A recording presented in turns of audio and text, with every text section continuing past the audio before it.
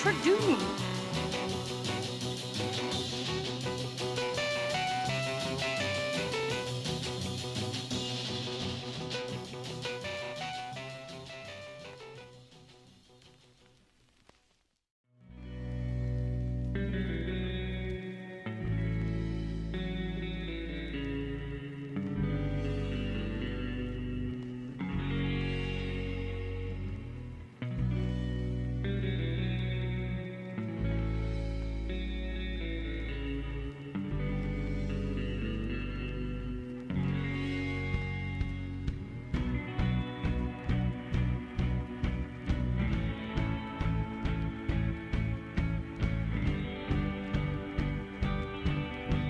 Ontogeny.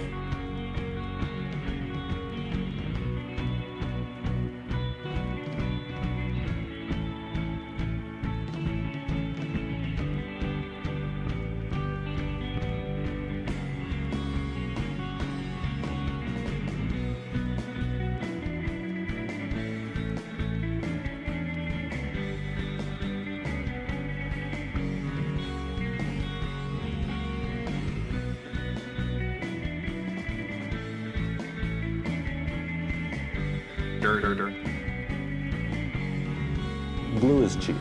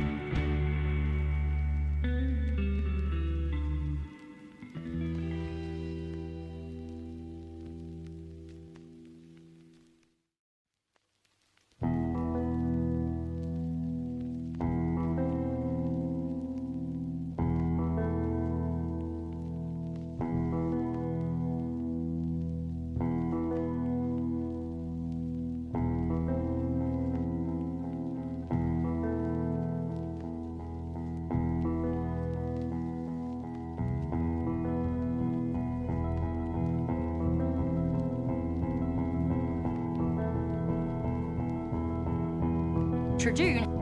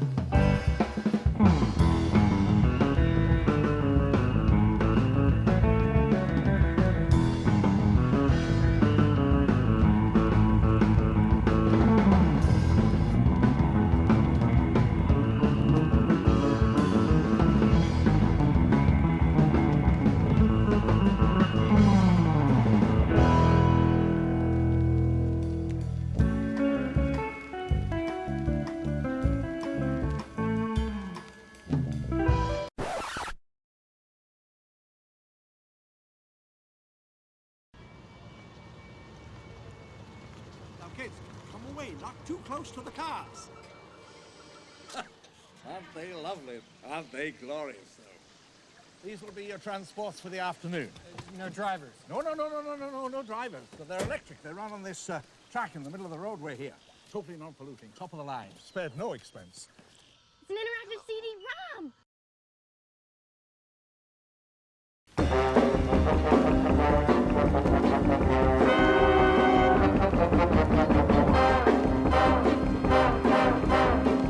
Lex, darling, you're all right in there. Dr. Sattler, come with me. Dr. Grant, come in the second car.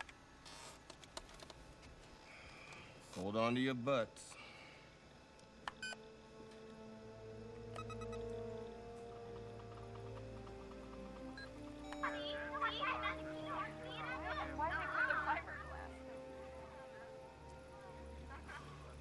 Now.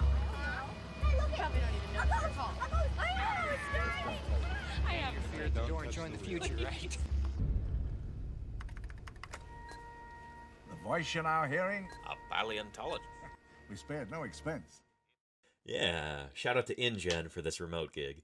I really appreciate the $10 Amazon gift card. It's going to help keep food on my table. Now anyway, because of coronavirus, I couldn't come out and meet you, but I'm sure you lucky folks are going to have a lovely weekend out on the island. Especially you, lawyer guy. I'm sure you're going to have a great time. Anyway, the folks at InGen have asked me to offer a paleontologist perspective on the dinosaurs you're about to see.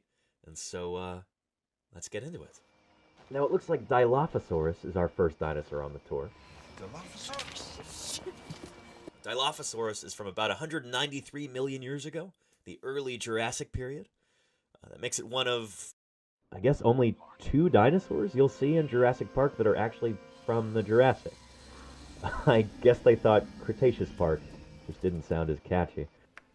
But you know, it would have been more accurate, because 5 of the 7 dinosaurs you're about to see all hail from the Cretaceous. I really last hate period that man. in the age of dinosaurs.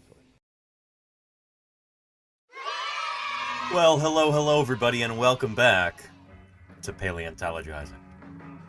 Glad you could be here today. We're gonna have a fun stream. We're gonna have, I think, pretty easy-going stream today. We go on a lot of tangents. We're gonna have a lot of Q&A. It's gonna be a good time. It's gonna be a relaxed time. I gotta pace myself on Wednesdays because at the end of today's broadcast, I'm gonna be raiding into science streams and talking science with fellow scientist Balint, who is a molecular and systems biologist. We're gonna be discussing some scientific papers that were recently published, and yeah. So stay tuned after the raid. Also, don't go away. Anyway, welcome everybody to Paleontologizing. Especially if you're new here. If you are new, and let me give you an extra special welcome. Welcome to Paleontologizing. My name is Danny Andusen. I'm a dinosaur paleontologist. Grizzler, this is for you, Grizzler Leet. Thank you for the follow. Welcome to Paleontologizing. Like I said, my name is Danny. I'm a dinosaur paleontologist. You probably know already that a paleontologist is a fossil scientist. Well, I work on dinosaur fossils in particular. And, what's going on, Claire Burr? The scene has even quieter mic. Oh, thank you, Claire. Shoot. Let's fix that real quick. Let's see. We will grab that. Copy.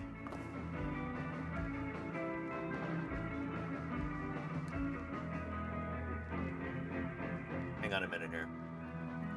There's no reason why it should have the volume. I didn't make any alterations to this, but let's check it anyway. Advanced audio properties. Here we go. Monitor off.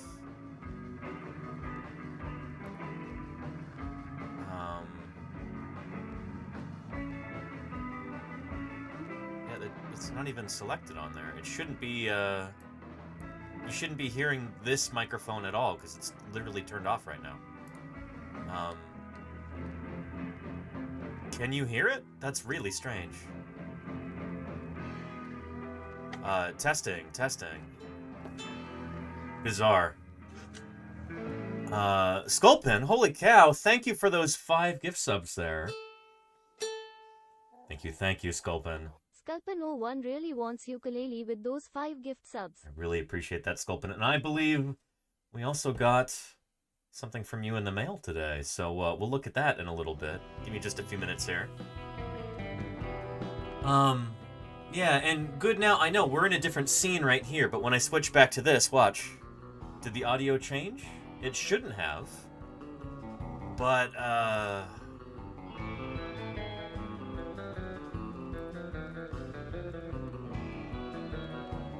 here.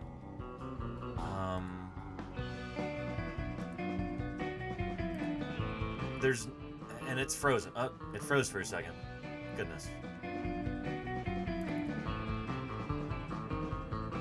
There we go. Okay, that's what it should be. Properties.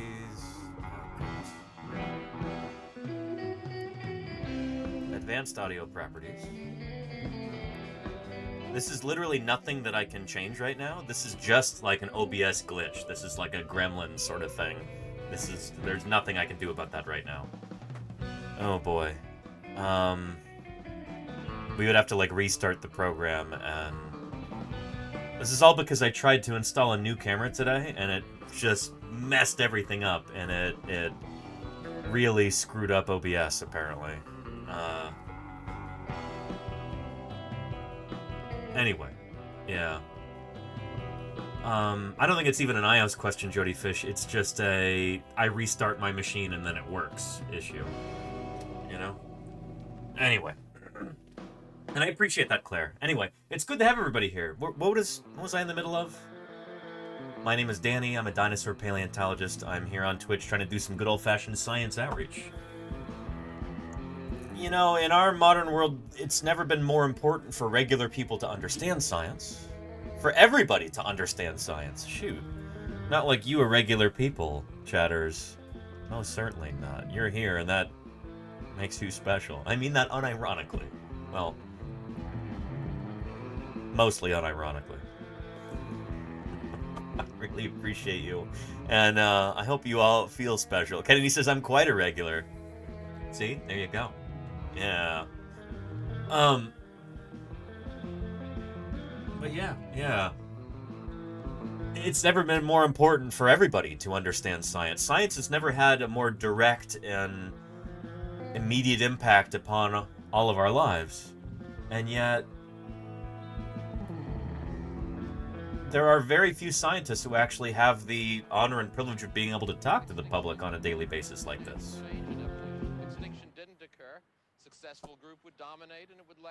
Hello. Omar Luna, thank you for those 10 months of support. I really appreciate that, Omar Luna. Thank you. Appreciate you.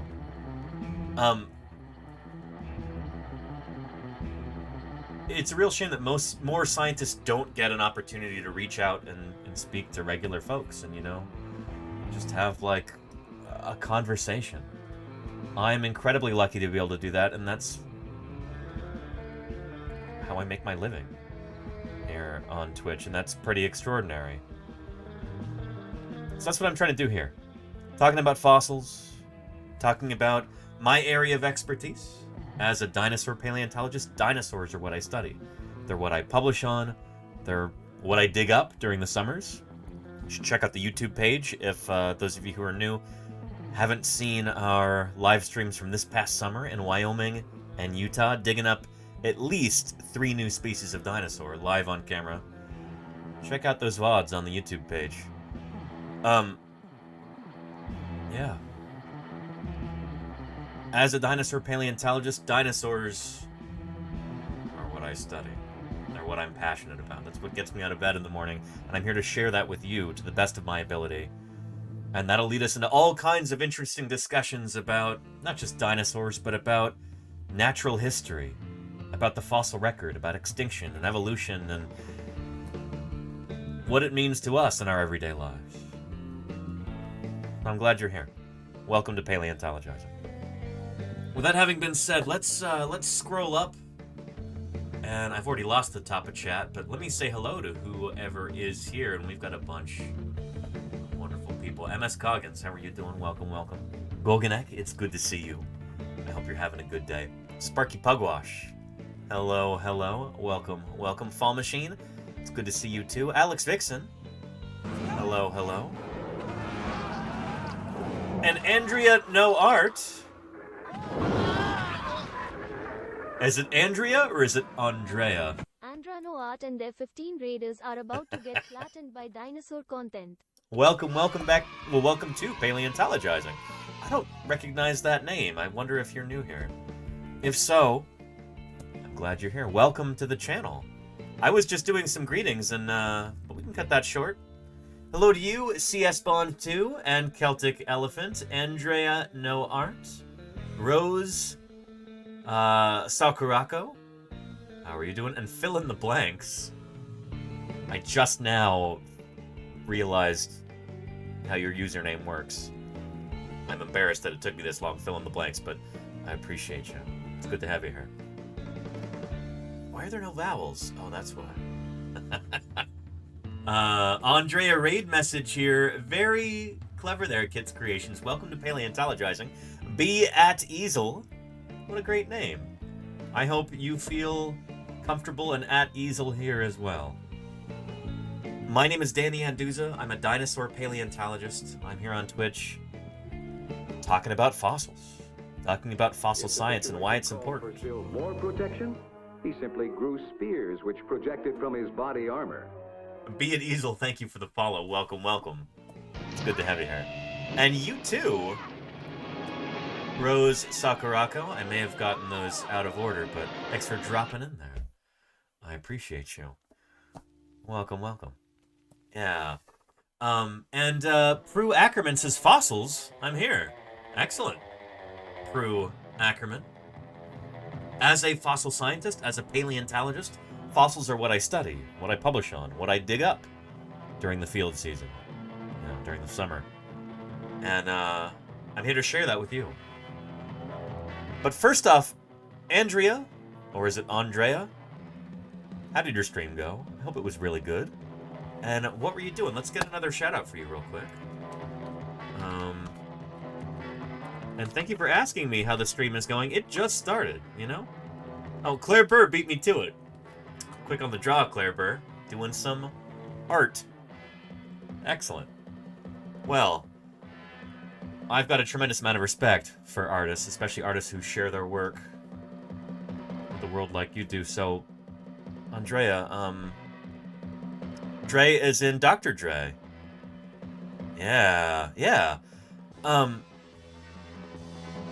Anyway, good stuff. Good stuff. I hope the art went well. Well, what were you working on in particular? I'd love to know about it. I hope you didn't already type that in and I missed it, because if you did, I would be, sorry. And Claire Burr's mom is here. Holy cow, Claire Burr's mom. Love hanging out with good old bone seekers. We used to hide chicken bones in the side of the hills for Claire to find. Is that right, Claire Burr's mom? Well, I want you to know that you've raised an awesome daughter, and you should be very, very proud of that. Claire Burr is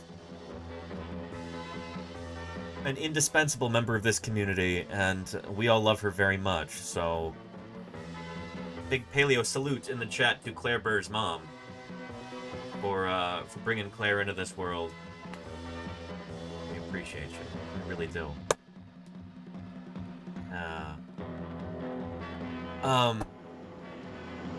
Claire Burr's mom has got it going on. Easy there, fill in the blanks.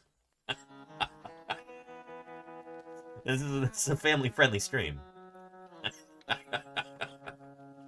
Keep your admiration appropriate, please. Let's do that. And you're working on an acrylic painting for Beat Easels. Oh, Be at Easels. Monthly art challenge. Very cool, Andrea. Very cool. The world's first armored tank, you might say. And Lily Dark, thank you for the follow. With thin, bony plates. Welcome to Paleontologizing. Thanks for clicking that follow button. We are going to get into some dinosaur science Q&A and some fossil news and some zoology discussion and all that good stuff in just a little bit. And Prue Ackerman, thank you for the follow. Welcome, welcome. But first, we've got a bunch of cool new people here, and oftentimes when we get a bunch of cool new people appearing, we like to call forth a good friend of ours, whom we call Previously Recorded Danny, and I think he might be keen to make an appearance right now.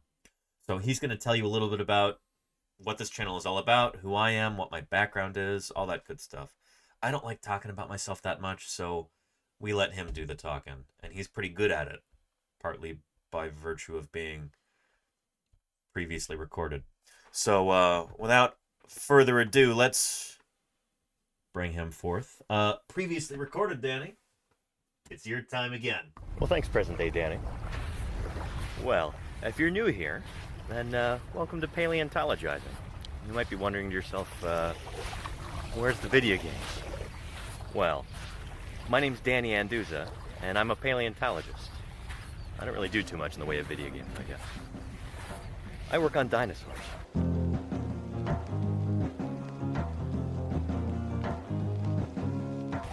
But how does a paleontologist end up on Twitch? Well, I'll tell you. It all started when I moved to Montana right out of high school. In my first week there, I started working in the Paleo Lab at Museum of the Rockies, which at the time was probably the greatest dinosaur museum on the planet. If you've ever seen any of the Jurassic Park movies, then you're more familiar with that institution and with my old boss than you may realize. You consulted on that movie. I did consult on all those And they movies. said that the guy, Alan Grant, was you. Yes. Yeah, well, fortunately, he didn't get eaten. It was in that program that Jack Horner built that I learned how to be a dinosaur paleontologist. I learned a lot of that from Jack Horner's last graduate student, this guy, Denver Fowler, who would go on to become curator of the Badlands Dinosaur Museum in North Dakota. Under Denver, I did nearly a decade's worth of fieldwork, digging at hundreds of sites in the Upper Cretaceous, excavating literally hundreds of dinosaurs. Here's just a few highlights. In 2012, I discovered the world's oldest specimen of Gazmosaurus, hopefully soon to be published as a new species. In 2017, we dug up a brand new ankylosaur. Montana's news leader. 5 paleontologists are excavating what looks to likely be a new species of armored dinosaur. So we found its head, and we found parts of its armor and plates, and so it should be a new species. I've also been lucky enough to help collect another very important specimen, the world's smallest and youngest Tyrannosaurus rex. And much like my fieldwork, my research is also centered on dinosaurs. Some of that deals with new genera and species, like this guy, Trurarchuncus, a bizarre little theropod from the very end of the age of dinosaurs, who was just published in July of 2020.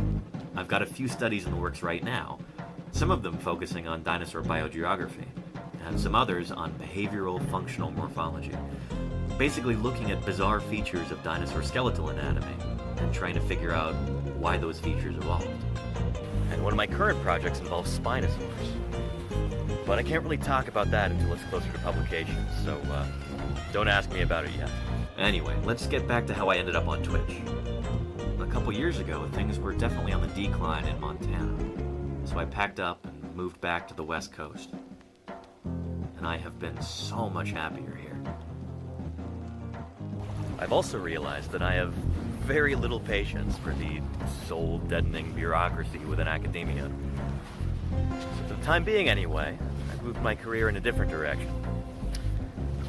And lucky for me, it happens to pay a lot better too. I kind of stumbled my way into a job in early childhood education.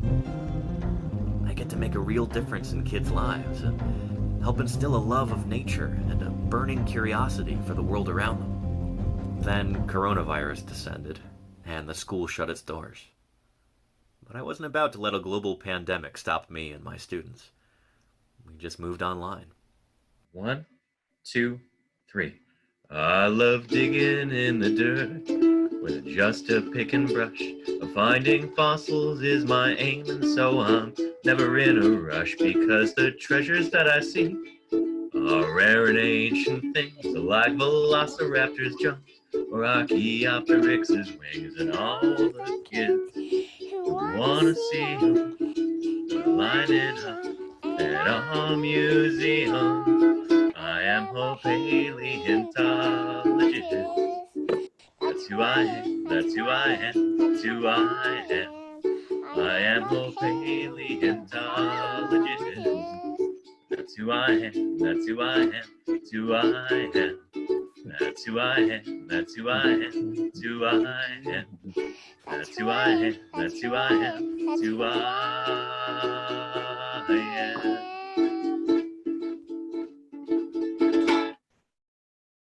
Having made the jump to teaching remotely, it was only a short leap from there to Twitch.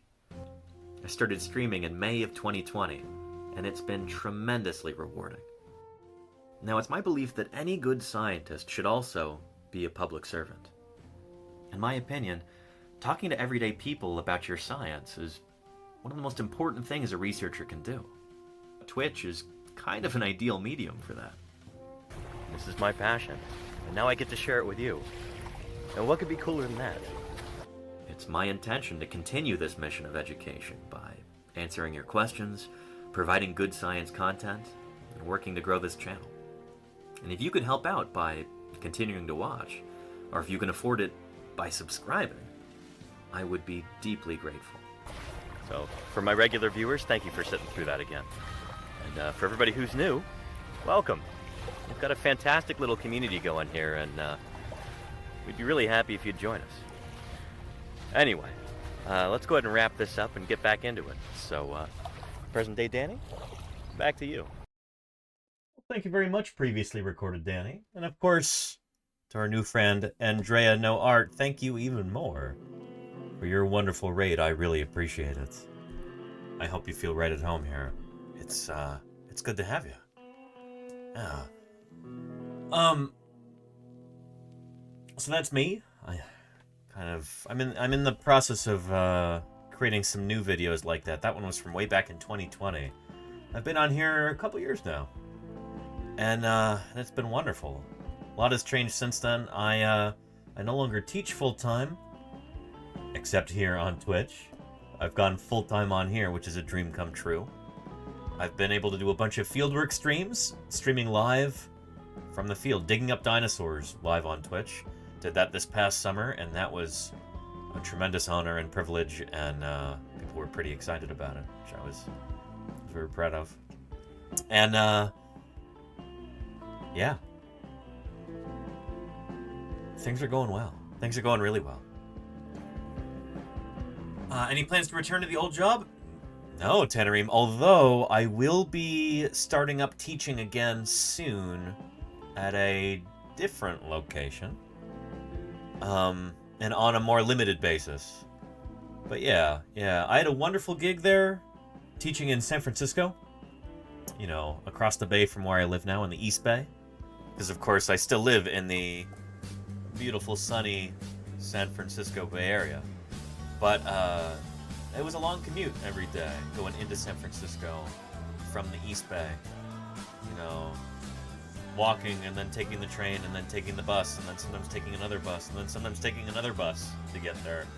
It was like, you know, a couple hours each way every day, and then it kind of adds up, you know. It's a heck of a lot better than driving, but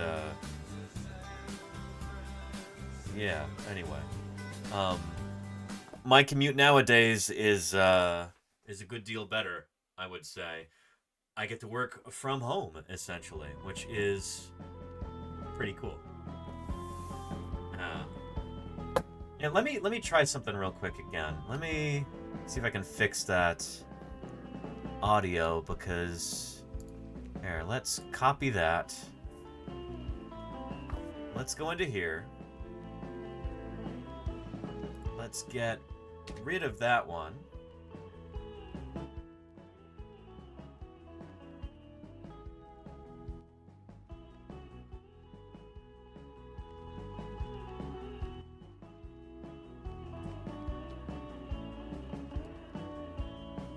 And with that, you should be able to hear me. Does it sound better now? Does this sound the same as this? I literally just copied and pasted the audio source. There should be zero difference. It should be a carbon copy between this and this. They should be the same, right? It's not the same. See, this is one of those OBS things, you know, where it's like,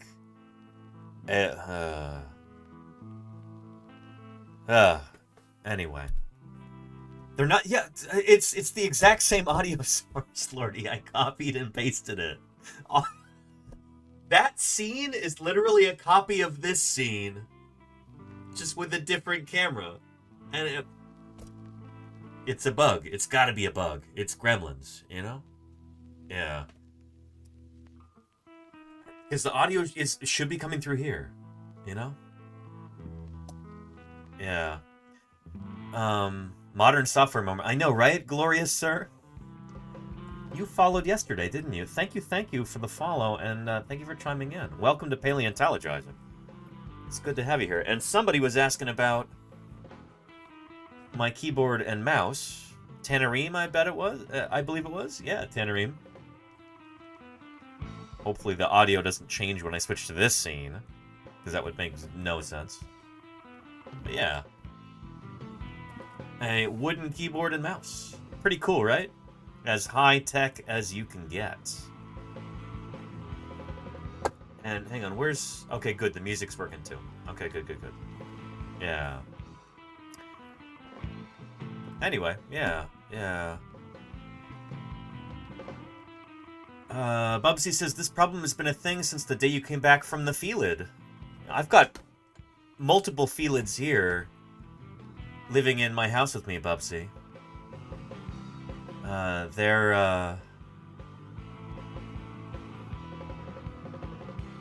yeah. 3 of them, to be exact. They're my landlords. Felis catus is the genus and species. You know, I'm making a cat joke. I think Bubsy meant field. I know, Jody Fish. I'm making a joke. Jody Fish. I love it. You're always so literal, and I appreciate you. I'm very literal, too, most of the time. So I can relate. But yeah, Okay, what I'm going to do... Let's try and be scientific about this. Let's run an experiment here. It could be that the sound changes because when I'm turning to face a different camera, I'm turning away from the microphone. So I'm going to keep my face right here in front of the microphone. And... I'm just going to say, in a monotone voice... I'm not going to say the word testing. That's too boring. Somebody in the chat give me a better word to say. But I'm going to say that word in a monotone voice. And... Bustin' Gory Titan. Or I could say ontogeny. Bitsem says theorizing. You know what? I can say theorizing. Bitsem, you're new here? I will honor your request. Welcome to Paleontologizing. Alright, let's say... We'll say it 3 times into here, and then I'll change scenes and I'll say it 3 more times. Alright, ready? Theorizing. Theorizing. Theorizing. Theorizing. Theorizing. Theorizing. Does it sound different now? Does it sound different? It's I literally copied and pasted the audio source into a different scene. There's no reason it should be different. Oh boy. Oh boy. Yeah. Well, I'm glad we tested that hypothesis there. We know there's something weird going on, and that's kind of how science works, you know?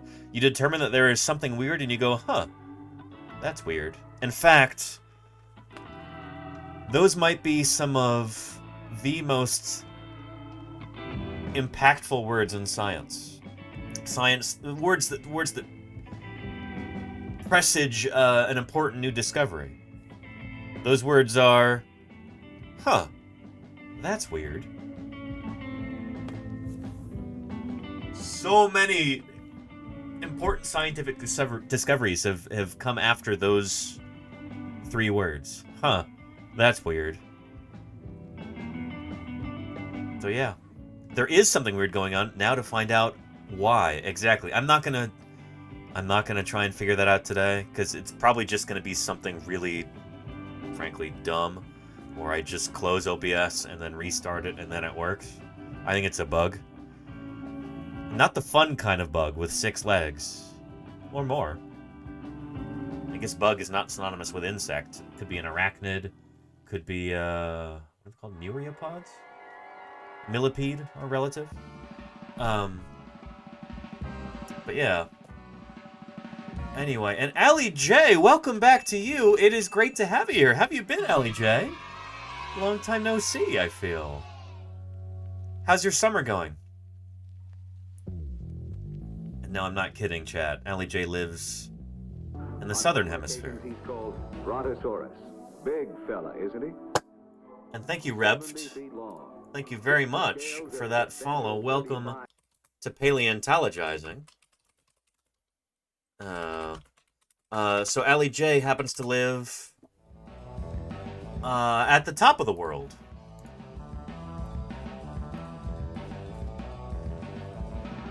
Oh, sorry, wrong button. Well, actually, no. This provides an interesting test. Does the audio sound different here than it does here? Does it sound the same or does it sound different? Does it sound the same or does it sound different? Same. It's so weird. That's so weird. You know, I have an idea here.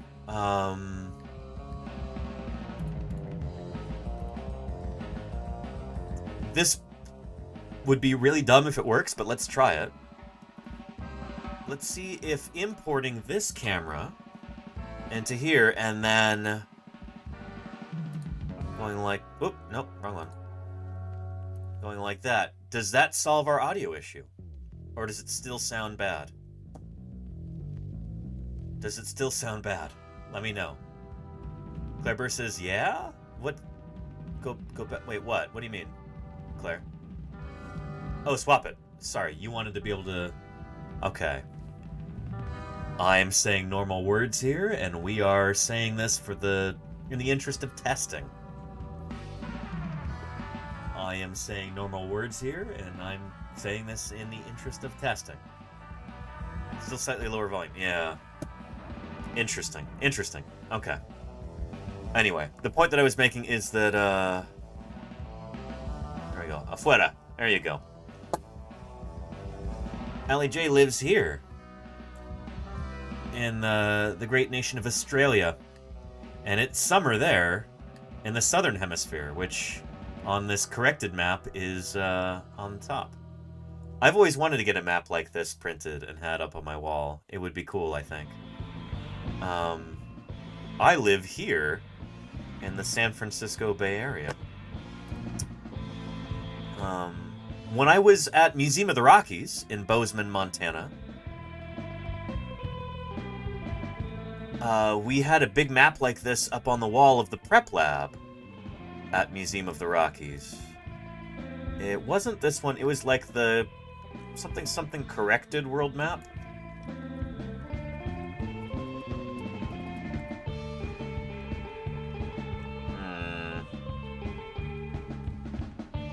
Anyway, this gets into a bunch of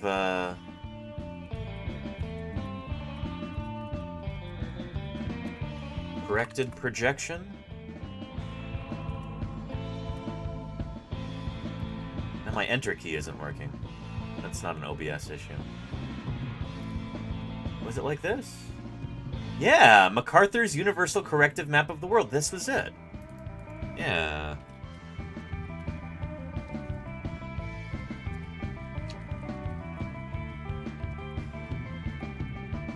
Find a better image of that. Tools, size, large. There we go. Yeah, anyway. Allie J's from there. Tenerium says, why is it upside down? Because, well, it's not. This is meant to kind of challenge your perception of the world. Yeah, and there is no Antarctica. That's fill in the blanks. That's not right. Antarctica is one of those blanks there, and it shouldn't be. But yeah, you're correct, Claire. It is all relative. The Earth is this, you know, spinning orb in space. It doesn't matter what direction we look at it from. But there is kind of a northern hemisphere hegemony, and like most maps are printed with north being up, but there's no reason why north has to be up. There's no reason why that has to be the case, you know? But yeah, but we are used to the one view, exactly, Tanareem. So looking at it from this perspective kind of helps you see things in a new way, and I think that's really important, you know? North could be left. I mean, it could be Jody Fish, yeah, if you really wanted it to be. That'd be a little bit more arbitrary. Because the Earth does spin around on an axis. But whether you're looking at it right side up or upside down is completely arbitrary. This is something that we were talking about the other day when we were talking about the seasons. This is on the December solstice. We were talking about the tilt of the Earth's axis. If they're removed, America loses them forever. Deckard228, thank you so much for that prime there. I really appreciate that. Thank you for that support. Excellent. Yeah. And Andreas says, what about the photos from space? I'm confused. Yeah, a lot of those have been flipped around. Andrea No Art? Yeah. Here, The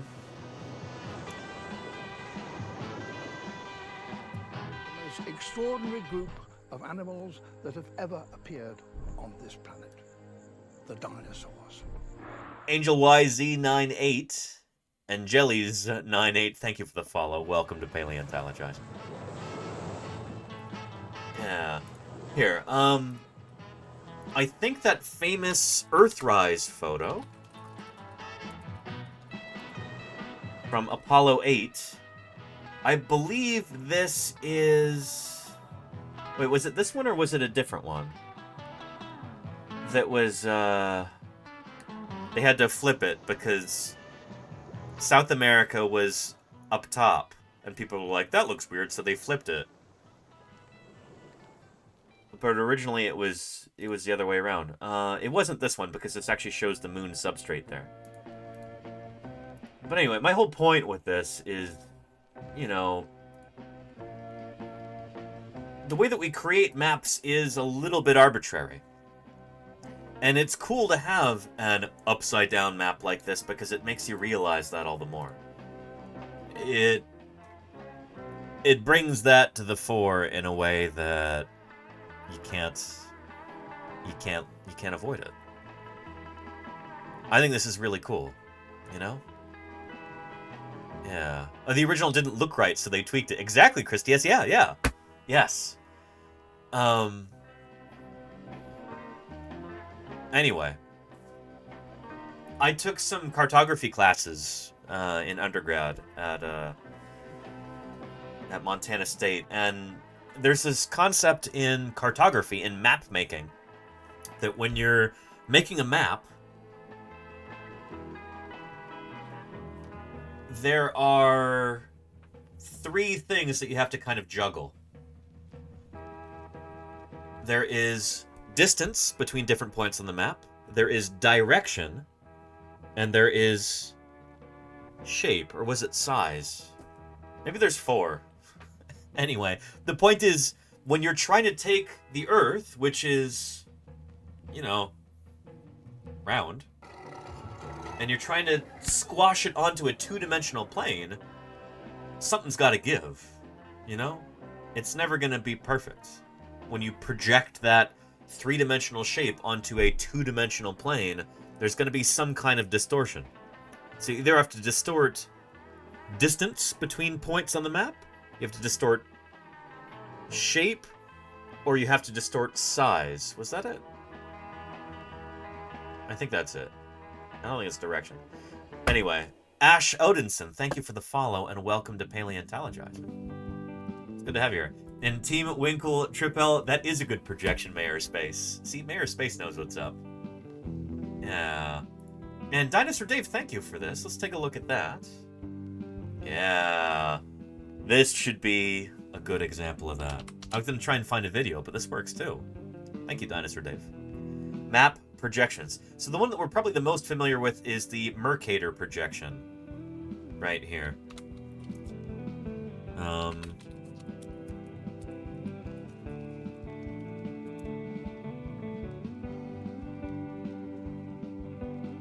And it does a pretty good job of maintaining, I think, the shape of the continents.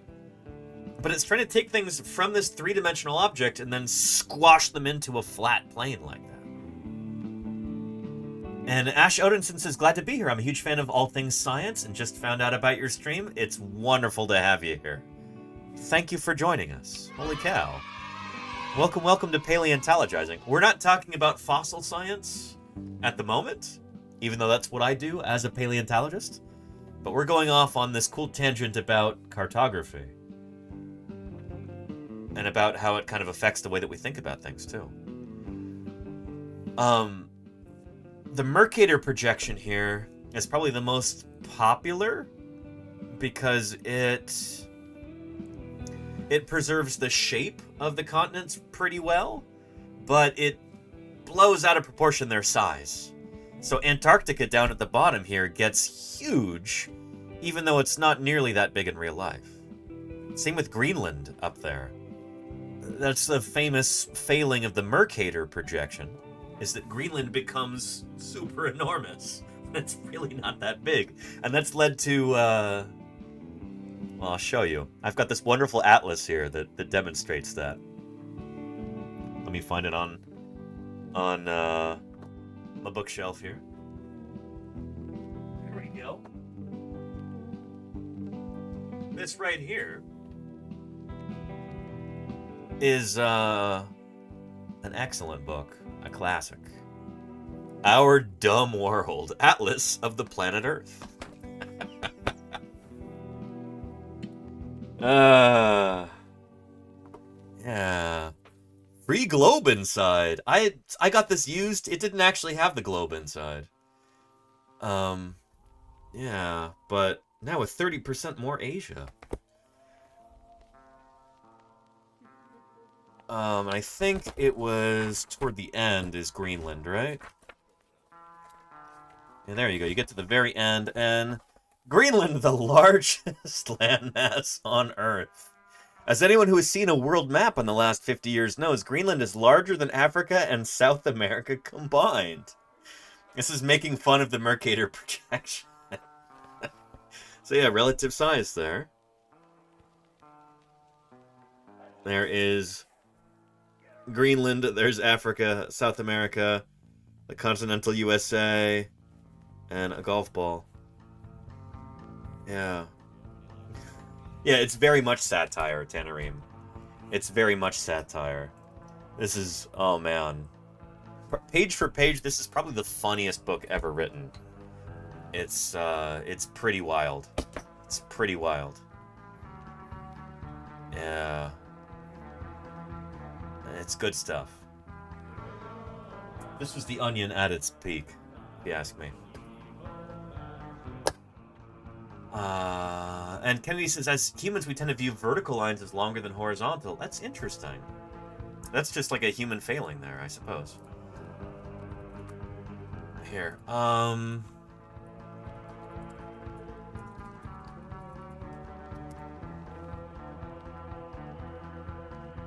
Here's a video from Vox about this with this guy. I know it's fairly, you know, this is one of those obscure YouTube channels. You know, but we're gonna give it a chance, you know? Might be a little amateurish, but we'll give it a chance here. All right, here we go. If I want to turn this globe into a flat map, I'm gonna have to cut it open.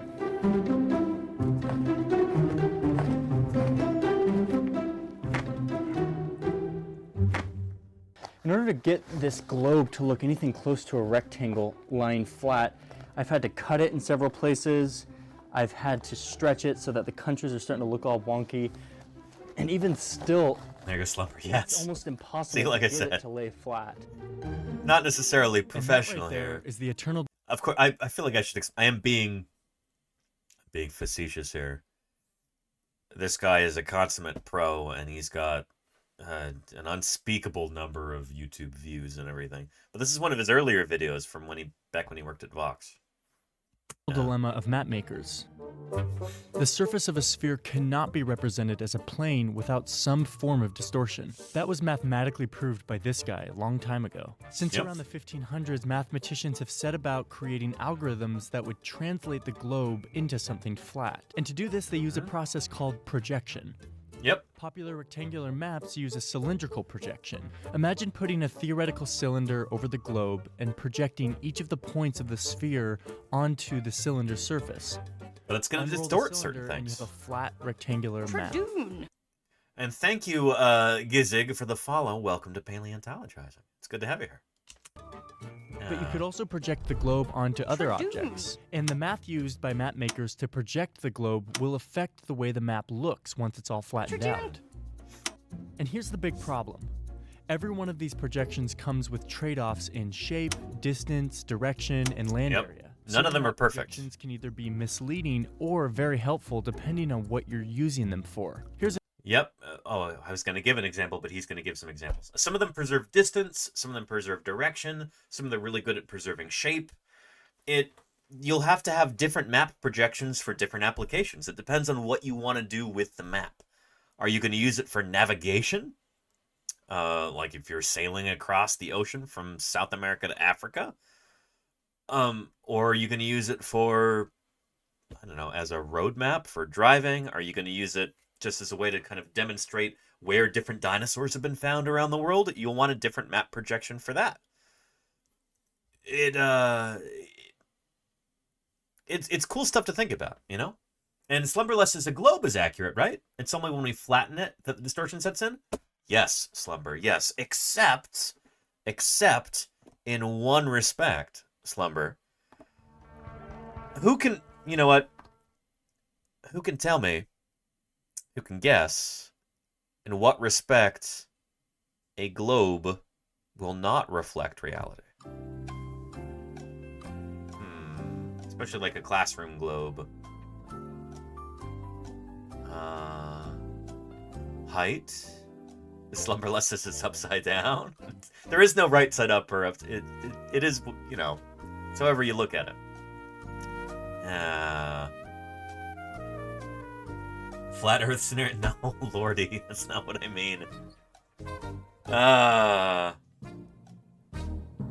So there was at least one correct answer, maybe two, that I spotted. Somebody said the Earth is not a perfect sphere, and that's true in a mathematical sense.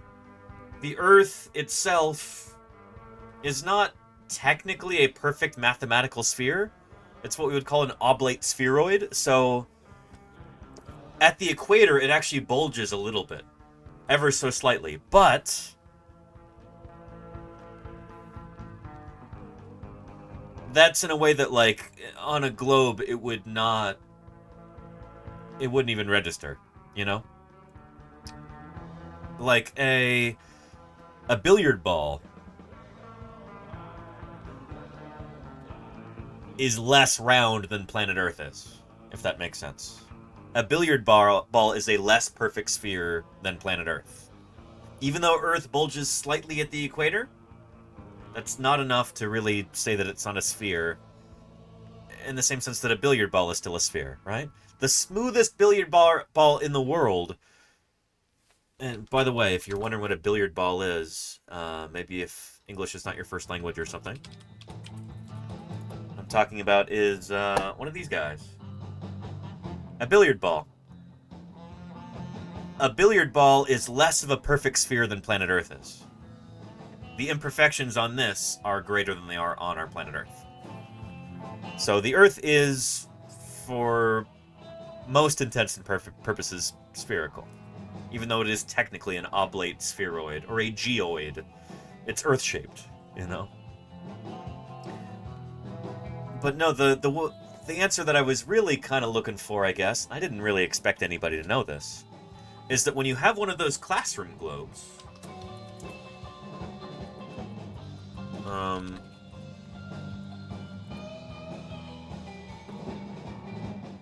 one of those classroom globes, like this one here, that's textured, where it's got things like the Himalayan mountains that are slightly raised.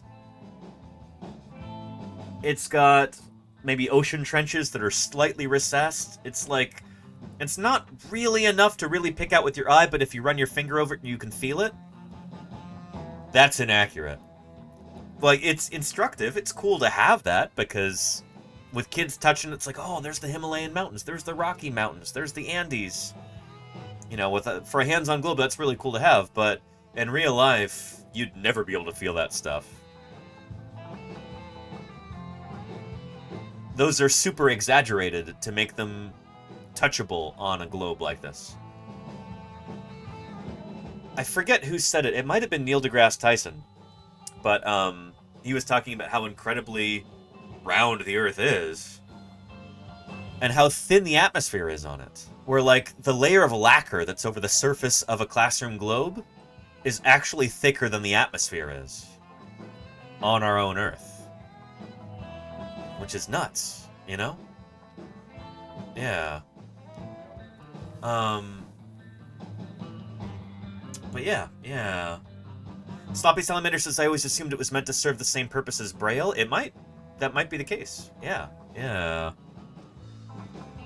And Mare Space says, I wish I had Mars and moon globes, but they're expensive. Are moon globes actually that expensive? I went to a school that was not well funded, and we had moon globes.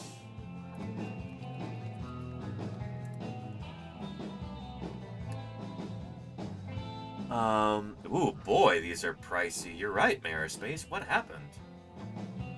You might have to go to, like, a school supply company or something. Maybe they don't make them anymore. Shoot. That's disconcerting. I can't find an inexpensive one. Price low to high? Yeah, wild. Well, shoot. Huh. And yeah, there are moon globes, Trent K. Absolutely. Yeah.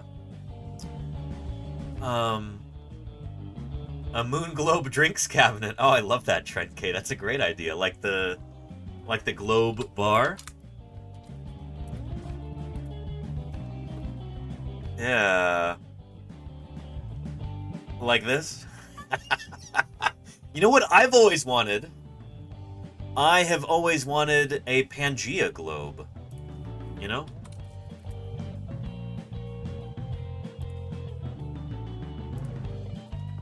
When we're talking about the history of the Earth and how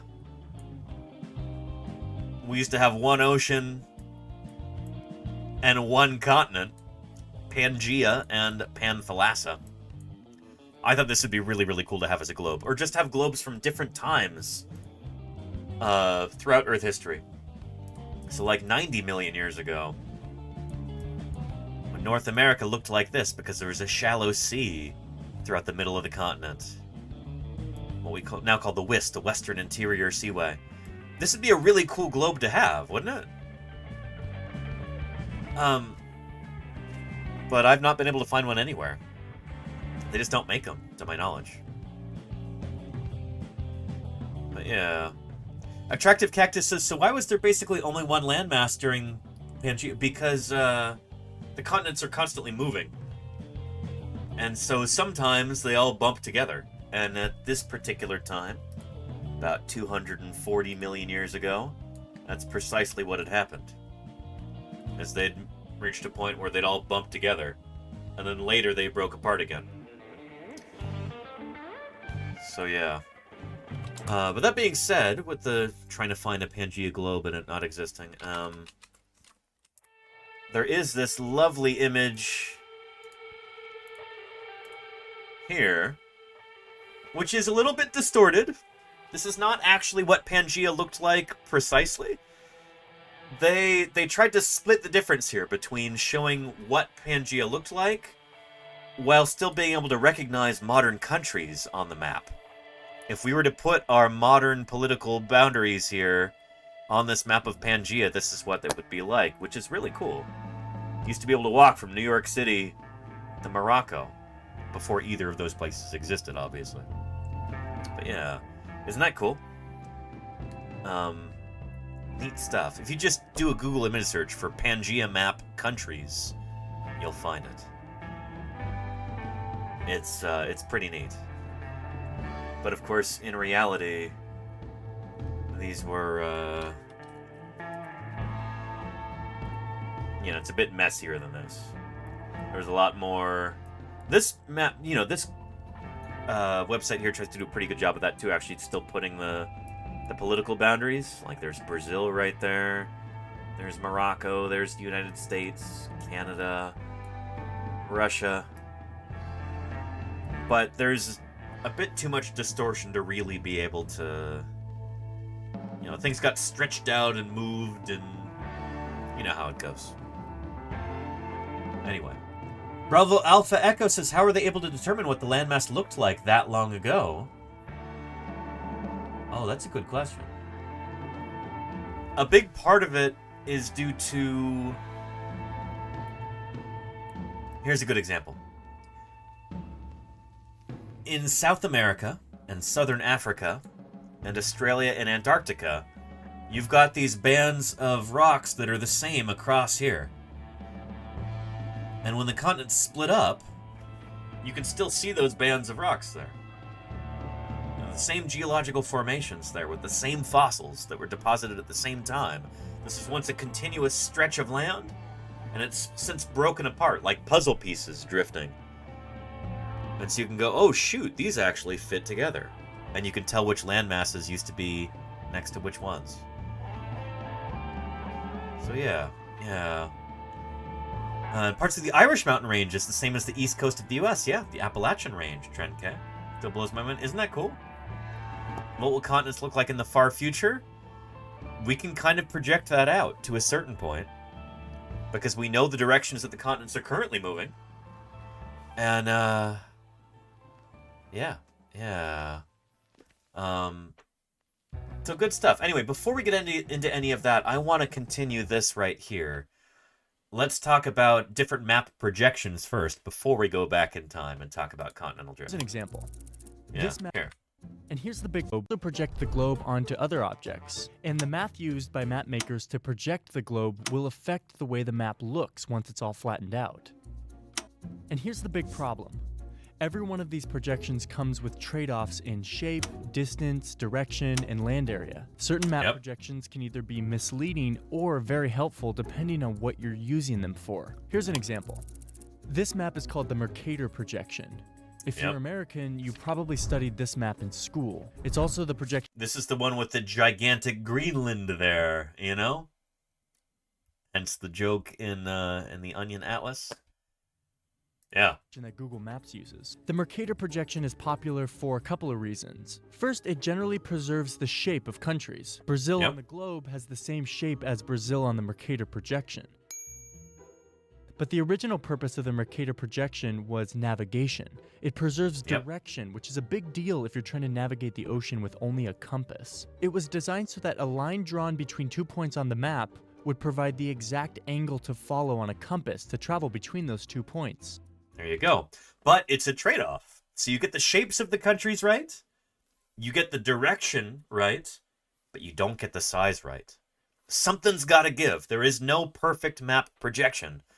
Something has got to, you know, something's going to get squished. In this case, it's the size of the countries. If we go back to the globe, you can see that this line is not the shortest route, but at least it provides a simple, reliable way to navigate across the ocean.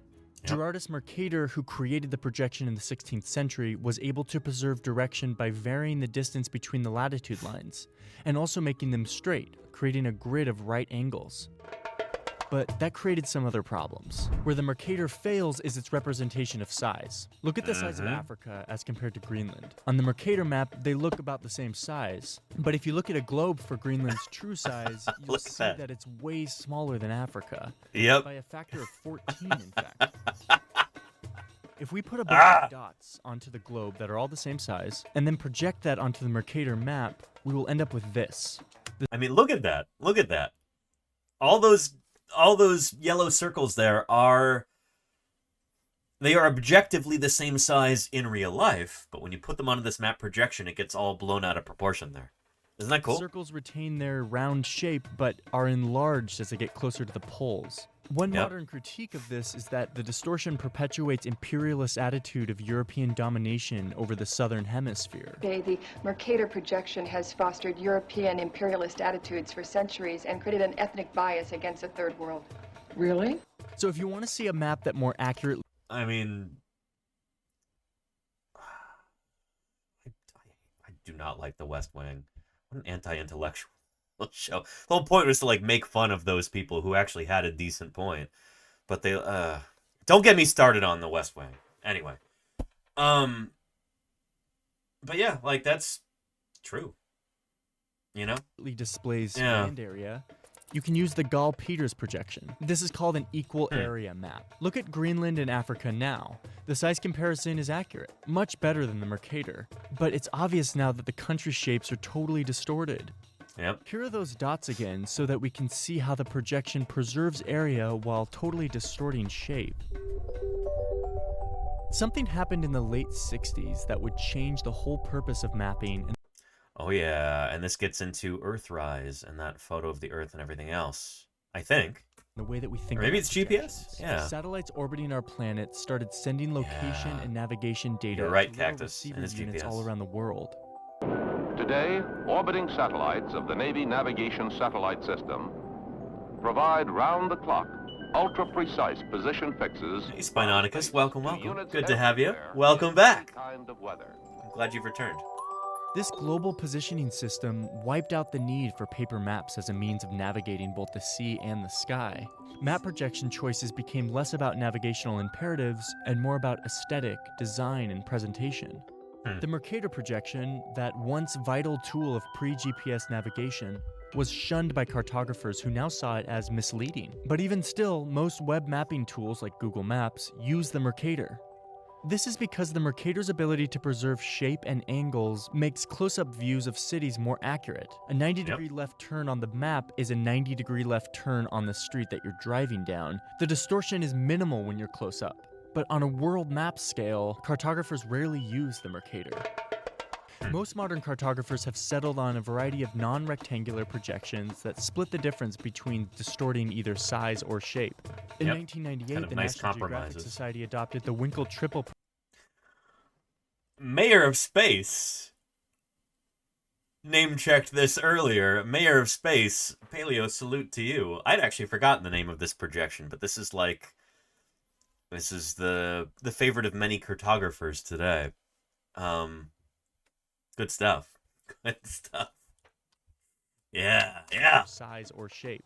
In 1998, the National Geographic Society adopted the Winkle triple projection because of its pleasant balance between size and shape accuracy. And I 1000% agree with what Ali J said there. Ali J says, contrary to what old mate just said, people who are navigating should know how to use a paper map.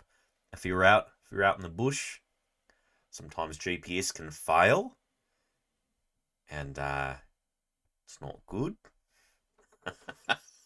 You're 1,000,000% right, Ali J. And if I'm gonna be out, driving out to a new field site or something like that, I will try and print a paper map and also print written directions as well, because sometimes GPS does fail, or sometimes Google Maps lies to you, or has a hiccup or a gremlin or something. I remember when I was on one of my big road trips not this past summer, but the summer before, I was driving through Wisconsin, trying to get to Madison to go to the University of Wisconsin Geological Museum. And I was driving somewhere through like the driftless region of Wisconsin. And just driving along, trusting Google Maps to take me there. And it had me take a left turn off of like a rural highway. And I'm like, okay, I'm on a dirt road now. And it had me take another left turn onto a smaller dirt road. And then it just kept having me take left turns. And I'm like, it literally wanted me to go in circles like 9 times before getting back onto the highway and going the same direction that I was going. And sometimes things like that just mess up, you know? I think it's important to not always trust modern technology for things like this. Consumer technology like this can lead you astray. It's important to have those original skills like being able to read a map and follow that to where you're going. Because, you know, consumer technology will let you down when you need it most. Yeah, right turn onto the railroad tracks. There you go, weird adult, yeah. Maybe, Kennedy, yeah. Yeah. It's funny, I told Ios the story, and she was like, Danny, you can't trust Google Maps in a situation like that, because you gave it a bunch of waypoints. You give it too many waypoints, and it will start to have all kinds of crazy errors. And she was right. So yeah. And it is just like basic math. It's better to just integrate it into your brain. Exactly, Krautland, yes. I know it's easy to just use a calculator for simple everyday math, but it's still important to learn those skills if you want to be, you know, if you want to be a good person to have around in a tough situation, if you want to be a reliable human being like that, if you want people to be able to count on you, it's important to have those skills.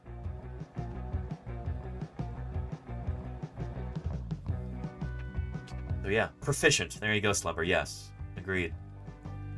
And Stephen Ernest says, I still have my old Thomas Brothers maps in my car, just in case. Yeah, I still have paper maps in my car for all the states that I drive through when I'm on my way out to go dig up dinosaurs. You always got to make sure you have those. Because your phone battery might die, the app might crash, they might have an outage, maybe you run out of data, who knows? You never know what'll happen. So it's important to have those things. Yeah. And Dinosaur Dave says, I was once following an old GPS and it took me off the main highway, down a random rural road that led onto a gravel road, and eventually back onto the main road I was just on. It decided that it was 2 kilometers shorter, not faster, just shorter distance. Yes! And sometimes, Mayor of Space, Google Maps will try and take you on roads that don't exist. This has happened to me many times out in rural Montana. You know, where it's like, you know, turn left here. It's like, I can't turn left there. There's not a road there. That's a literal cow path. Maybe in the maps database it shows up as a road, but that's not a road. And it happens more often than you might imagine. Yeah. You like the bond projection, which creates a lovely heart form. Bixby, let's look that up. And Happy New Year to you too. Welcome to Paleontologizing. It's good to have you here, Bixby. The bond projection. I wonder what that one's good for. Ah. So, shoot, if I were... This looks like it preserves direction and size, but not shape, maybe. Let's take a look. It's a modified Flamsteed or a Sylvanus projection. It's an equal area map projection, so it's going to preserve area and probably distance, maybe, but not necessarily preserve shape. Yeah. Oh, no, it maintains accurate shapes of areas along the central meridian and standard parallel, but progressively distorts away from those regions. It best maps T-shaped regions. That's pretty cool. And so there are calculations here that actually describe how this projection works. This is neat stuff, you know? It's neat stuff. how these work. On a world map scale, cartographers rarely use the Mercator. Most modern cartographers have settled on a variety of non-rectangular projections that split the difference between distorting either size or shape. In 1998, the National Geographic Society adopted the Winkle triple projection because of its pleasant balance between size and shape accuracy. This is a really nice compromise, The fact this remains one that here. there's no right projection. Cartographers and mathematicians have created a huge library of available projections, each with a new perspective on the planet, and each useful for a different task. The best way to see the Earth is to look at a globe. But as long as we use flat maps, we'll have to deal with the trade-offs of projections. And just remember, there's no right answer. If you yourself want... Pretty cool, pretty cool. I'll give you a link to this video. Not like Vox needs the exposure or anything, but I'm trying to be fair here. Yeah. And GPS app called Gaia GPS.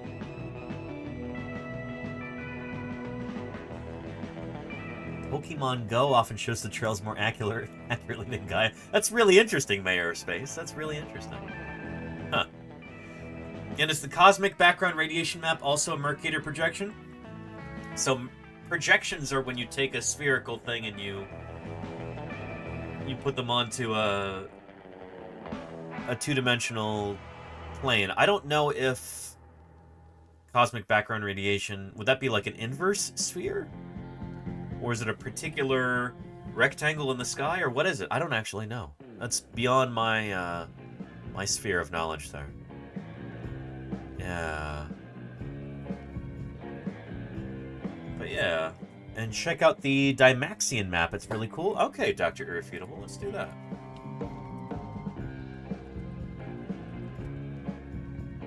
Oh yeah, I have seen this before. That's a different way that you can cut up your globe.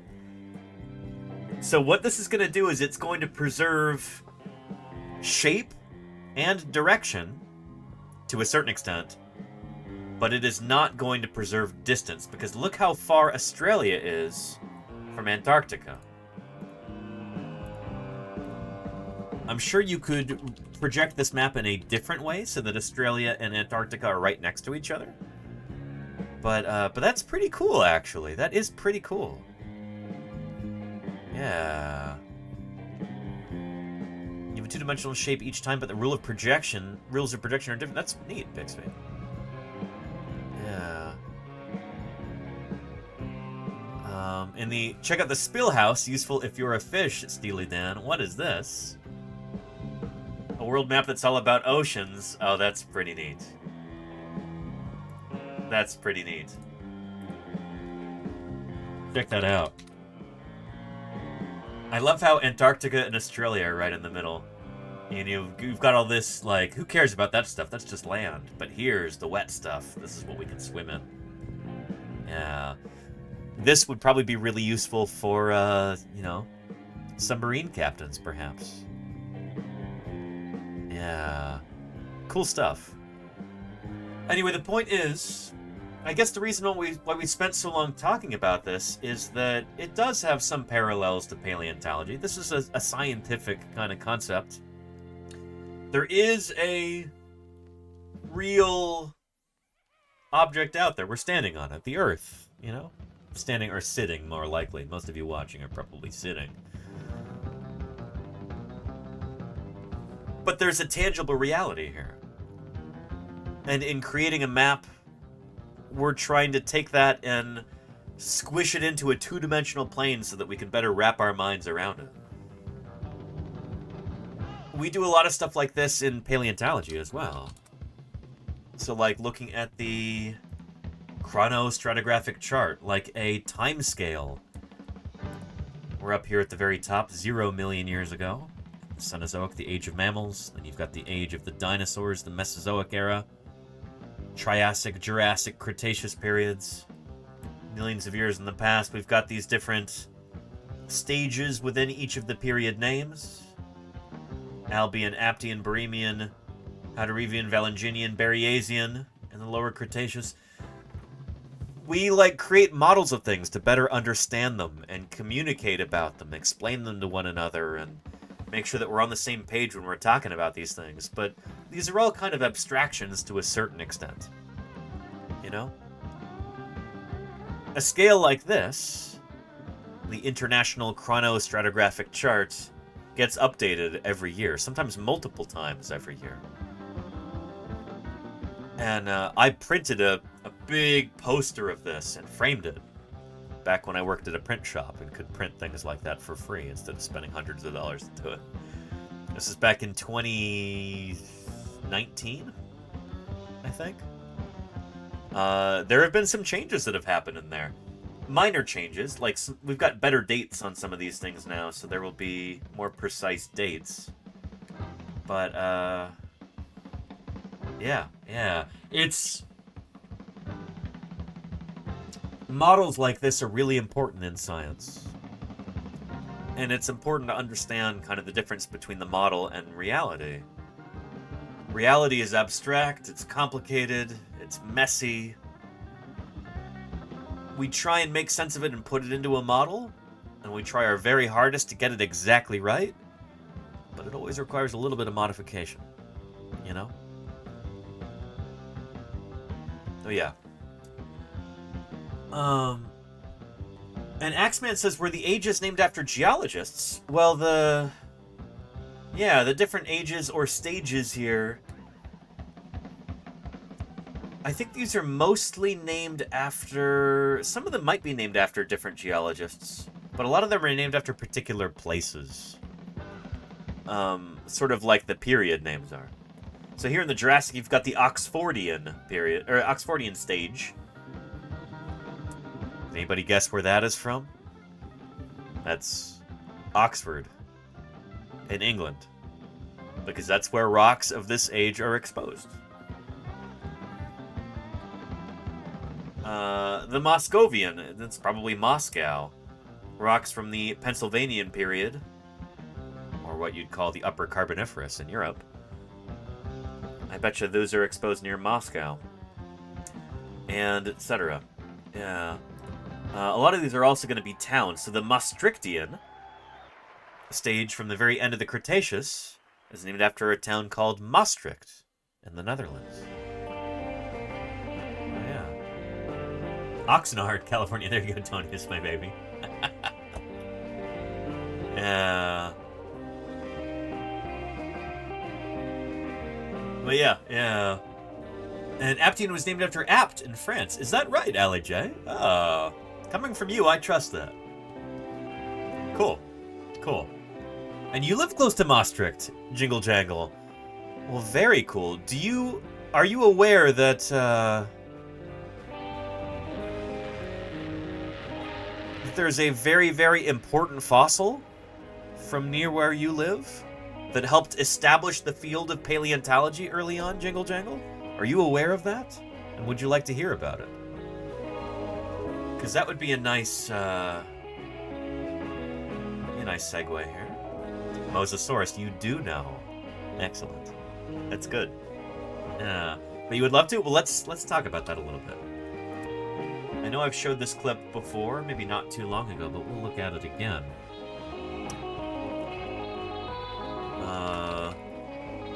There we go. Let me try and find you one with closed captions. This one doesn't have it, but this one might. That one doesn't either. Try this one. Nope, not that one either.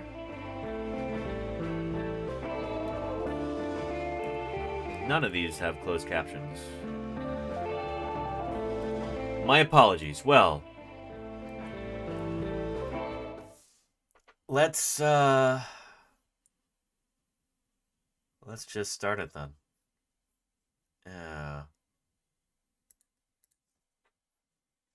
Public broadcasting and the financial support of viewers like you. Thank you. Thank you, viewers like you, and the story you of included. Dinosaurs in modern times begins in the 18th century in Holland, the city of Maastricht. Yeah. Once, 70 million years ago, this was the bottom of a sea, a warm sea, and here limestone was formed. For centuries, the people of Maastricht quarried this limestone for buildings, burrowing into the rocks to create a vast warren of caves. Ali J says lots of the ages are named after places in France. Well, in this video, we will meet the guy who is responsible for a lot of those names. Some of you are already familiar with him. It was the year 1770. Quarry. And what makes a good point to change ages, at least if there was not a catastrophe? Oh, that's a great question, Hannies. There often is a catastrophe, but, yeah, we'll get into that a little bit. We'll get into that. That's an excellent question. Working 500 yards from the entrance of one of the caves, unearthed something that made the rest of the crew lay down their tools and gather around in amazement. Hey, you. Over the years, they'd often dug up chips of bone, fragments of skeletons, but never anything so mysterious.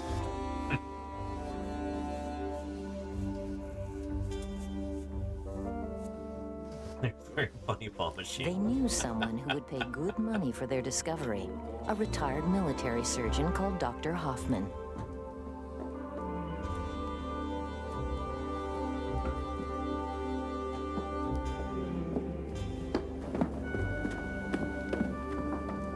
Dr. Hoffman was one of the first in a long line of professional and amateur scientists and bone hunters who have been fascinated by these secrets that the Earth yields up so grudgingly.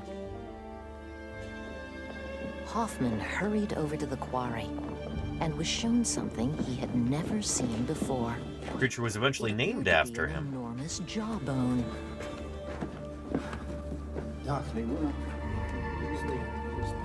Is Hoffman a Dutch name?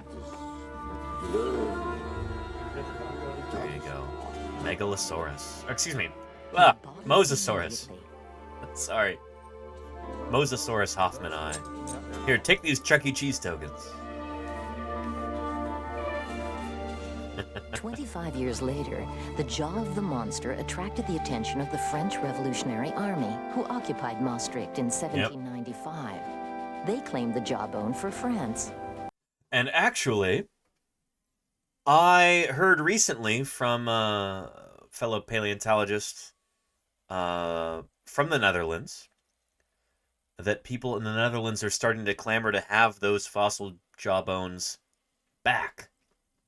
That they should be returned to their country of origin as kind of an anti-imperialist gesture. And that, I think, is an intriguing idea. Maybe they should be returned to their country of origin. So yeah, take them back, says Lenina. It's, yeah. Shoot, I actually need to email her and see if she has a source on that. She said she was reading that in a Dutch newspaper, and I don't read Dutch. But let's see if there's anything new about that.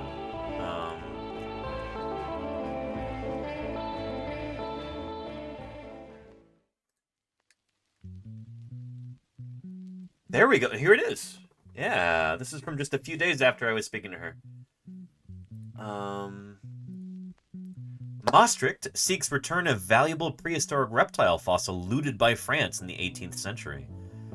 The piece has been exhibited in the Museum of Natural History in Paris since 1795 and is regarded as comparable to what Tutankhamun represents for archaeology. Yeah, extraordinarily important, those Mosasaurus jaws. You know? Yeah.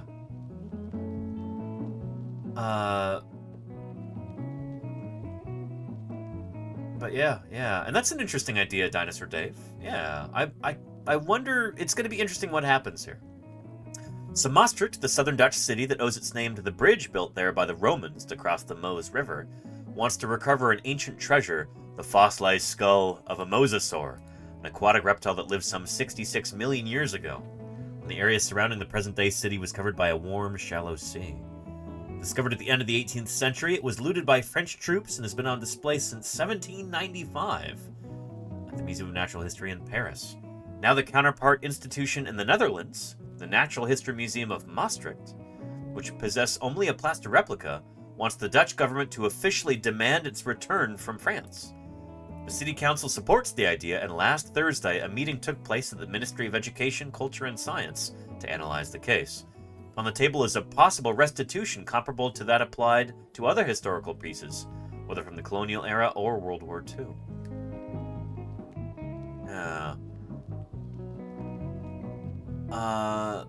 The one we were dealing with is essential because it represents the first part of what would later become the theory of evolution of species, explains Jean Jacques, curator of paleontology at the Natural History Museum of Maastricht. In his opinion, the fossil is comparable to what Tutankhamun represents for archaeology. There is a woodcut illustration, or crosshatch, or whatever kind of illustration that is, depicting the excavation of those jaws. At the end of 1794, Maastricht was captured by the French Revolutionary Army, and there was already a precise plan in place to get hold of the fossil. Imagine that. You know?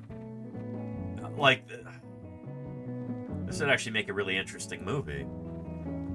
A military operation with specific plans in place to capture a fossil. France had stripped itself of all religious vestiges at that time, and they had to get the mosasaur of great scientific value, says Jupp. As it was believed to have been hidden somewhere in the city, legend has it that up to 600 bottles of the finest wine were offered as a reward to whoever found it. But that's all a sham. It was stolen. It was a spoil of war, Jacques assures. The fossil skull was taken to Paris in 1794 and declared an item of national heritage. There is documentary evidence that after Napoleon, there was an opportunity for the Dutch to reclaim some of the things that were the product of the rapine of the revolutionaries, and several were recovered. They forgot about the fossil, or maybe they didn't know about it, says the curator. Anyway, interesting stuff. I will give you a link to this in the chat. Glorious French for the Inca sculpin. Where to this day it reposes in the National Museum of So, this guy Hoffman. Immediately. Take these Chuck E. Cheese tokens.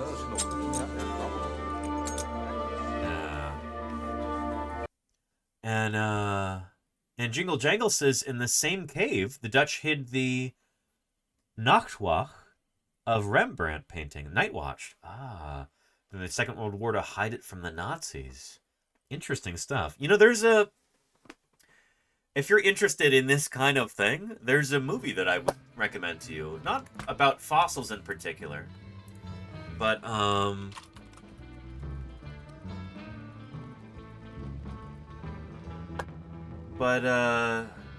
it's a charming little movie, you know? It's not going to win any major awards or anything, but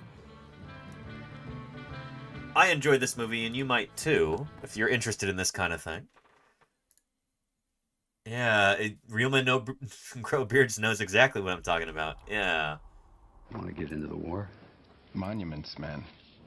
I'm to put a team together and do our best to protect buildings, bridges, and art before the Nazis destroy everything. How many men? 6. Jesus. Well, with you at 7. That's much better. So you want to go into a war zone with some architects and artists and tell our boys what they can and cannot blow up. That's right. Aren't we a little old for that? Yes. We go through basic, and then we wait for orders. Basic? A little help. Basic training. Oh, boy.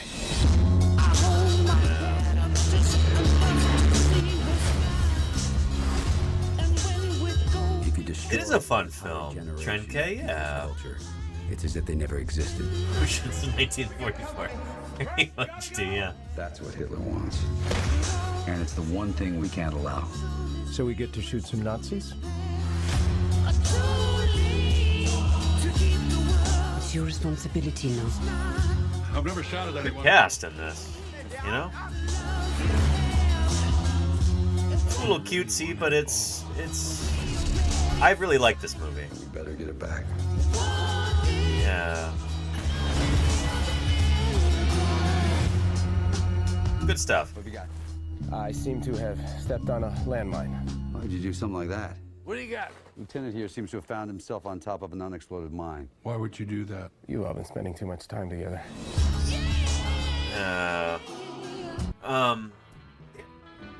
I really like that movie. And we've got a bunch of very learned, cultured people in this chat, and I figured if you have not heard of this movie before, or if you've heard of it but not seen it, you might enjoy it. I recommend it. Check it out. So yeah. It's not a Wes Anderson film, enjoy. It's one of the few movies that takes the side of art and war. I think that's one of the reasons why I really like it, Phoenix. It's because, you know, as imperfect as some of those depictions might be, well, what am I saying? There's wonderful actors in that. They would give charisma to any character that they portray. What I really like is that those are people who are... The characters in that film, you know, Matt Damon's character, John Goodman's character, George Clooney's character, they're all like art historians. They're academics. And they're placed into this weird circumstance where they've got to try and preserve these wonderful works of art. And they're driven by their passion for their field. And I find that intensely relatable. It's like, those are my people. Maybe they're art historians, maybe I'm a paleontologist, but still, having something that you are an expert in, that's what you... that's what you live and breathe. That's the reason you get out of bed in the morning. Like, that... I relate to that very deeply. So, of course I would like that movie, you know? Yeah. But yeah. Oh, it's not an action movie, Charlie's Dragon. It's very much not an action movie. So yeah, you check it out, I guess. Yeah. Danny would have been in that Munich museum, Real Men Grow Beards. It was in Munich that the Spinosaurus was, not just Spinosaurus, but also Bahariosaurus and Egyptosaurus and, you know, a bunch of other vertebrate remains from the Bahari Oasis. But yeah. And Ragnarocker said, someone say Spinosaurus? Yes, indeed. Yeah. Here, let me find that clip for you. From a documentary called The Lost Dinosaurs of Egypt, which I thought was the coolest thing in the world when it came out when I was like 10 years old. Where is that? Find it in here. Yeah.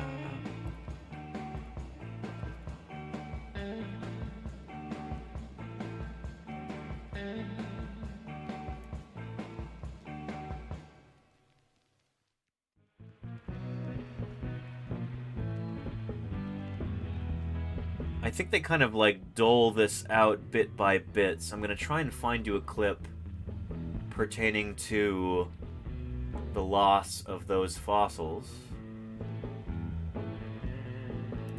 It might be in part 2 here. But this was kind of wild, actually. Here, I'll play you the first part of it. A unique kind of documentary here. For a number of reasons. I think you'll see why.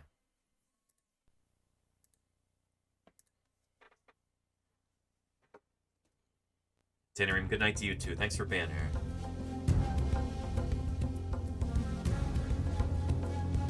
"100 million years before the birth of the first pharaoh, the deserts of Egypt were verdant Edens."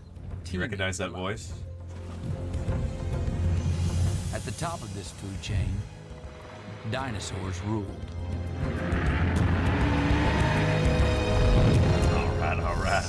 There you go, high-tech, yes. Nearly 100 years ago, a German aristocrat named Ernst Stromer ventured deep into this wasteland, searching for clues to its prehistoric past. Yeah. And there you go, Moohoodles. Welcome, Moo. How you doing? The monsters he discovered would astonish the scientific community, only to be blasted into dust by man-made fire from the skies. Yeah. Oh boy. For the next half a century, a hidden world lay buried under these shifting sands, until a team of young scientists set out to resume Stromer's quest. Their mission? To unearth the remains of the lost dinosaurs of Egypt. Their discovery? Something so unexpected, it would supply one vital missing piece to the puzzle of a forgotten world. I'm doing well too, Moohoodles. Thanks for asking. This is really cool because this was a paleontological expedition that had trouble getting funding, and a television network stepped in. I don't know the exact details, but they worked out some kind of a deal where they would help fund this paleontological expedition if they could make a documentary about it and have Matthew McConaughey narrate it.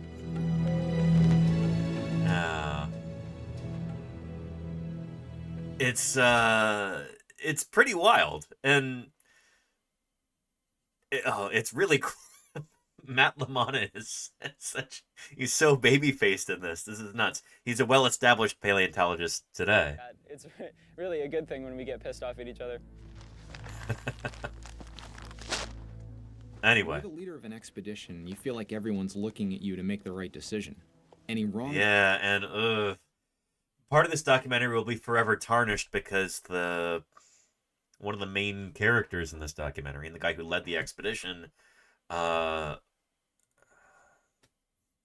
there's no two ways about it. I'm not going to sugarcoat it either. He got in. Well, he was like kind of a serial sexual harasser and all kinds of stuff like that. It was not good. So that's kind of tarnished this in the time since then. What was it? Joshua B. Smith, I think. There's more than one Josh Smith in dinosaur paleontology. I think it was Josh B. Smith. Yeah.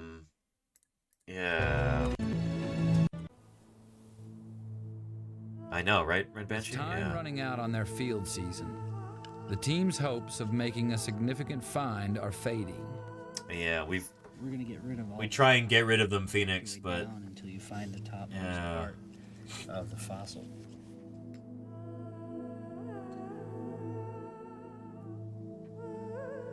This place is a lot harder to work in than we'd expected. We'd really like to have, a real showpiece discovery, something that I can say, look, this is a... Let's see. Notes from Crutland says, work is work and character is character. I know, yeah, and that's what's particularly unfortunate, is that his character seriously affected his work and affected the work of his colleagues, and you can see kind of how miserable he made the rest of the crew in this documentary. I'm kind of surprised that they even aired this. Like...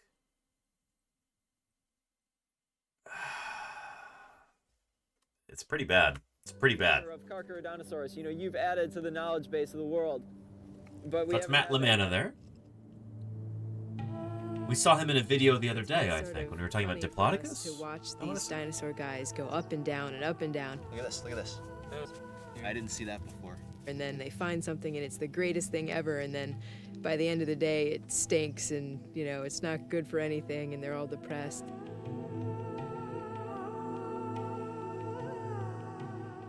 When you dream about going to a place for basically 15 years, I think when you get there and you don't find exactly what you'd hoped for, your hopes are a little bit let down. We do have a few of those in paleontology. I don't know. An advantage that Jen and I have is that we get to range far and wide. We see a lot more of the oasis than the paleontologists do. Consequently, we come across more bones. Once again, the geology team changes the whole group's force. Oh, and shoot, this is part 2. I was supposed to show you the... no, wrong one. Hang on. I'm like, why is it not introducing everything? There we go. That's in there. February 1999. Josh Smith accompanies Bob Giegengak and graduate student Jen Smith on a Penn geology expedition to Egypt. Oh, this is a beautiful stretch. Here we go. Okay. Following a 5-hour drive from Cairo, they enter the Bahariya Oasis region, a lush desert island encircled by a wasteland of rock and sand.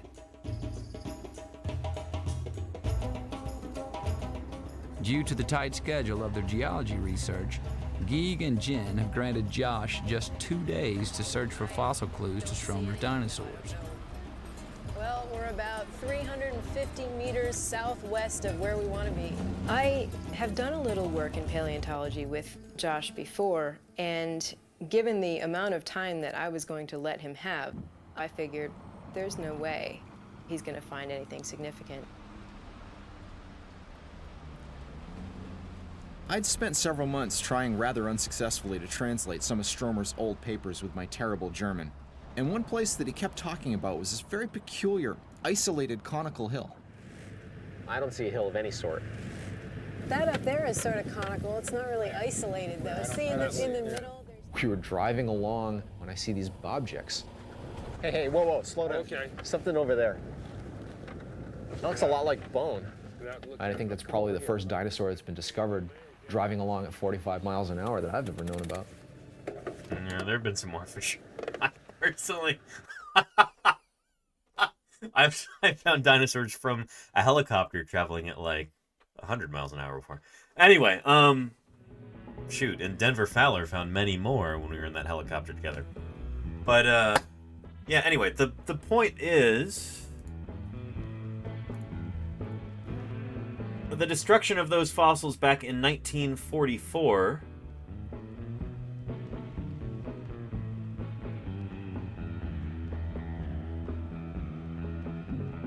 Are, they're one of these kind of classic stories in the history of dinosaur paleontology. The original Spinosaurus material. Destroyed by an Allied bombing raid. I wouldn't blame it on the Allies, though. I would 1,000,000% blame it on the Nazis. And I hope it's been a long time since I've seen this, I hope they go over that part. But maybe they don't. If they don't, I'll clue you in. In 1941, Ernst Stromer was among the millions swept up in a storm of another kind. Oh, the Second World War. And 31 Nozak, how are you doing? Welcome to Paleontologizing. We're talking about an unfortunate, really tragic episode in dinosaur paleontology. He was very bitter against the National Socialists for the character of the war. He didn't accept this war at all. Traditionally, Baron Stromer von Reichenbach's standing as a member of the German aristocracy would automatically qualify his 3 sons for officer status.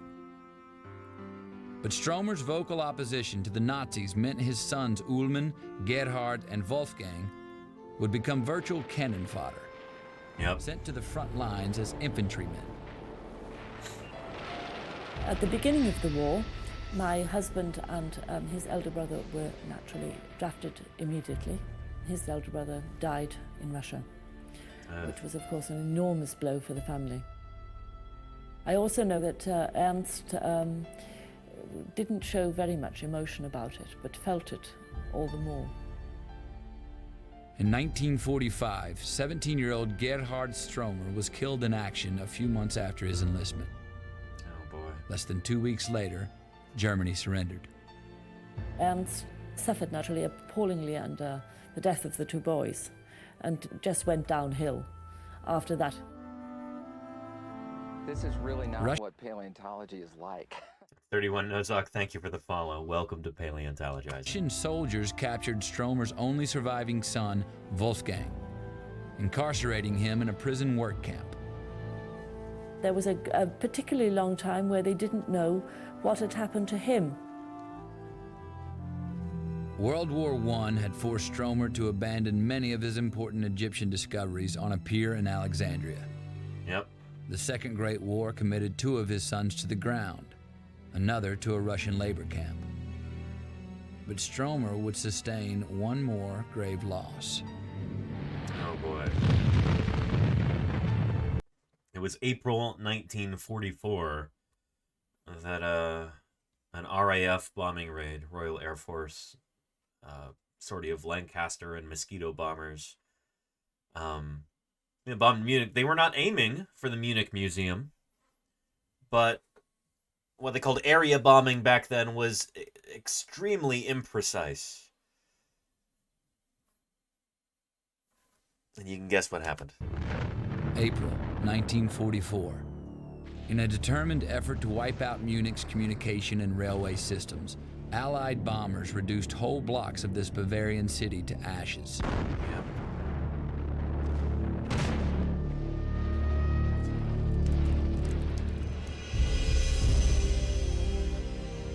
When the smoke cleared, the Munich Museum of Paleontology, located near Nazi Party headquarters, had also been devastated.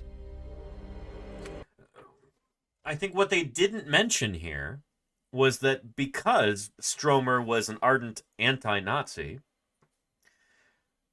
the head of the museum, who was an avowed Nazi, didn't let him take his fossils out and put them into a salt mine where many, other important artifacts and specimens and works of art and stuff in the museum were taken to. They didn't let Stromer keep his fossils safe.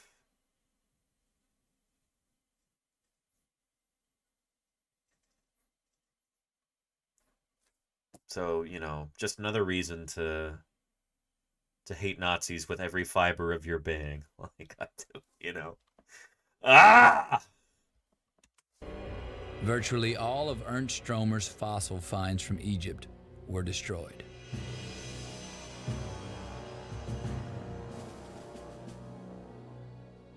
Despondent over this series of losses, Stromer and his wife clung to the hope that their last survivor... And Krautland, this is nothing against Germans. It's against an ideology, And, not to get too political here, but it's deeply, deeply unsettling that fascism seems to be on the rise around the world. And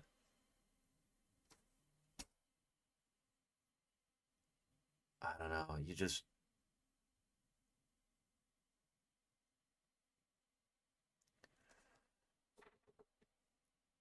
deeply worrying. Surviving son would come back to them alive. The Russians finally released Wolfgang Stromer in 1950. My grandfather was very, very happy that at least one of his sons came back. He just survived to see my father back and see him married and know that I was to come. Ernst Stromer passed away at the age of 82 on December 18, 1952. During the years following his death, Ernst Stromer's scientific legacy slowly began to fade, becoming an historical footnote to all but the most dedicated paleontologists. Yep. Actually, if you'd like to learn more about Ernst Stromer, well, you can watch these documentaries here, but also there's somebody on Twitch who streams, from Germany, actually. Joshua Knupe, PaleoStream is his channel name. He's a paleo artist. He's been producing figures for scientific papers for like a decade now at this point. And he streams here on Twitch. All kinds of scientific illustration. Mostly for paleontology. But go check him out. He knows a lot about Ernst Stromer and his legacy, and he can tell you all about that. So go give him a follow if you're not yet aware of PaleoStream. But yeah. How many fossils were in that museum, says Attractive Cactus? A good number of them. Shoot, not just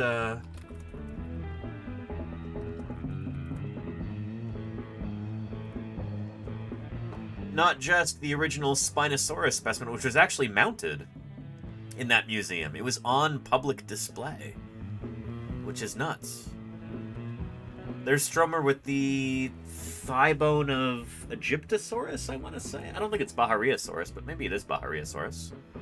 But there's Ernst Stromer von Reichenbach there.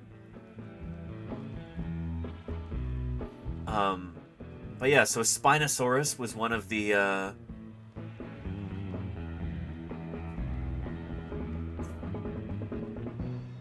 pretty much the best specimen ever of Spinosaurus aegypticus, the holotype, the original, was destroyed during that time. But also Bahariosaurus. Let's see, we still don't know exactly what kind of dinosaur this was. Is it a Carcharodontosaur? Is it an Abelisaur? Is it a Neovenatorid? Is it a Megalosaur? What is this animal? We don't really know. Bahariosaurus. Also Egyptosaurus. It's a long-necked plant-eating dinosaur. Name means Egypt lizard. Also destroyed. Yeah. And they did not make casts to send to other museums back then. It was not in common practice. That's one of the reasons why we are so keen to do that today, Hannies, is because we've learned from the past. You know? It's important to make casts of these things. Make copies, so if you don't have the original, at least you have some semblance of it. You know, the external shape reproduced. So yeah. Yeah. Codmos says Wikipedia claims... No, Bahariosaurus was 1,000,000% a theropod. That's not in doubt, Codmos. But we don't know if it's a megalosaur, Spinosaurid, if it's a Carcharodontosaur, if it's an Abelisaur. What is it? What kind of theropod? We don't know. Yeah. Codmos says, Danny, in your opinion, what would be the proverbial holy grail of lost dinosaur skeletons to be rediscovered?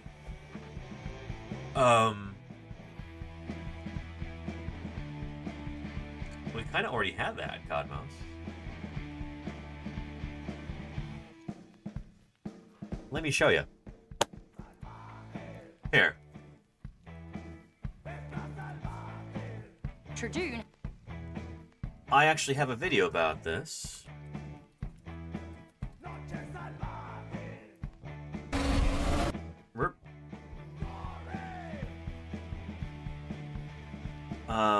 I made this video as a game review for a game called Prehistoric Kingdom.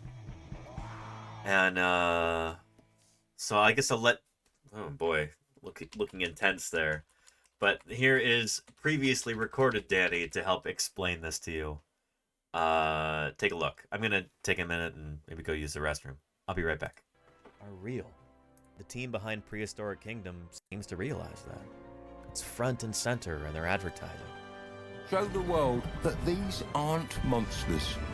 Show the world be right back. What they truly are, and they'll come running. You don't have to monsterify your dinosaurs just to make them compelling to a general audience. Dinosaurs are wondrous and astounding enough as they are, just for being real. Let me tell you a little story. In 2013, I was presenting research at the Society of Vertebrate Paleontology meeting. All of us had heard rumors of a big reveal concerning a theropod dinosaur called Dinochirus. Now, Dinochirus was first discovered in Mongolia back in the 1960s, but we only really had its arms. And these arms were enormous, like 8 feet long, the biggest arms ever on a theropod dinosaur. For decades afterward, it was a mystery what the rest of this dinosaur looked like. Nobody knew for sure. But we learned from the SVP abstract volume that an international team had discovered a decent skeleton of this animal. And we knew at this meeting, we might get to find out what this famously mysterious dinosaur really was. It was quite the scene. Maybe 1/3 of all the vertebrate paleontologists in the world crammed ourselves into this ballroom. It was standing room only, and we waited for the talk to start. One of the presenting researchers was from Japan, and he had a pretty thick accent. Frankly, he was a little bit difficult to understand. But as the presentation went on, we all leaned forward as he showed us photo after photo of the new material, revealing to us piece by piece what the rest of the skeleton of Dinosaurus looked like. And then the next slide. 40 years of mystery just concluded there before our very eyes. A gorgeous 3D model of the full animal, all fleshed out, just slowly rotating there on the screen, and it wasn't like any other dinosaur we'd ever seen before. A whole ballroom full of scientists who had been silently watching with bated breath suddenly, spontaneously stood up and began to applaud. I had never seen anything like this at a scientific conference before. It was magical. I'll never forget that for as long as I live. It's a shining example of what dinosaur paleontology can be. Beautiful marriage of science and art and discovery. You know what reminds me of that moment? Prehistoric Kingdom does. The game features Dinosaurus, not as a monster, but as a real animal, in all its weird and wonderful splendor, accurate in every detail they could muster, based on real fossils and real scholarship. So yeah, Dinosaurus was one of those things. Cosmos, a dinosaur that was a mystery. We didn't know what the whole animal looked like until that moment, and that was it was magical, you know? This is really good. Holy cow. Lordy made this for dinner, and oh man, I didn't realize how hungry I was. Holy moly. But yeah, I don't know how we got here, but here we are.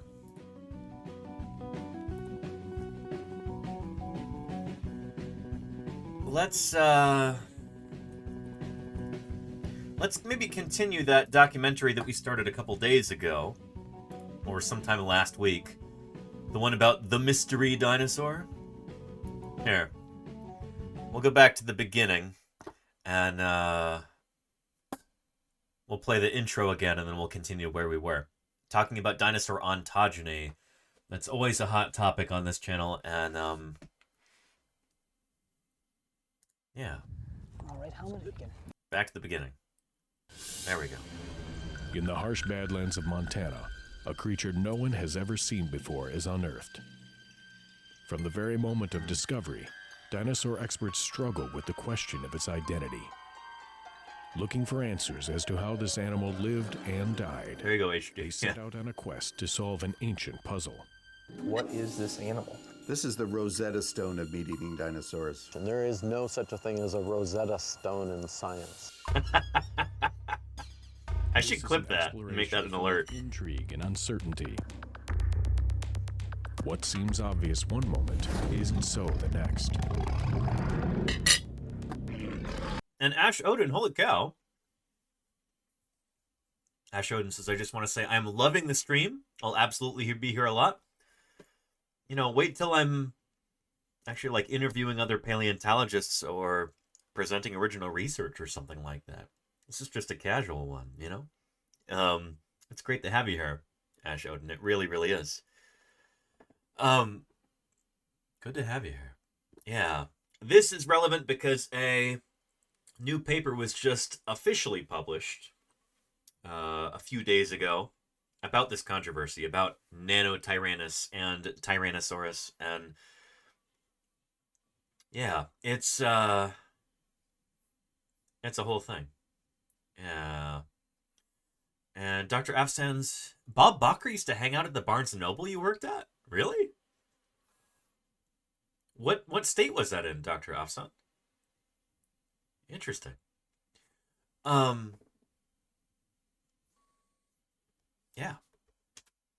We're going to continue. I'm currently 3D printing a fossil specimen very relevant to this story. Yeah, in Colorado, that makes a lot of sense. He used to work at the Denver Museum of Nature and Science, and he used to work at a couple other museums in Colorado as well. He's bounced around to a lot of museums. There's some stories about that I won't repeat, but yeah. What impact will this creature have, and what secrets will it reveal that could change paleontology forever?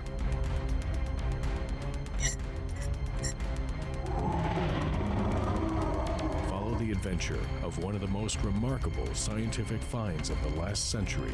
Small world, Dr. Alston. It's good to have you here. The mystery dinosaur. Let's protect our fossils, because if they're removed, America loses them forever. And Ash Odinson, thank you so much for subscribing. Holy moly. Thank you very much for that. For that pledge of continuing support. It means a great deal to me. Thank you for keeping me here on the air with that. It really does mean a lot. Holy moly. Heox says, can anyone access the 3D models for printing? If you've got internet, then you can access a lot of them, yeah, for sure, including maybe this one. Should I show you what I'm printing?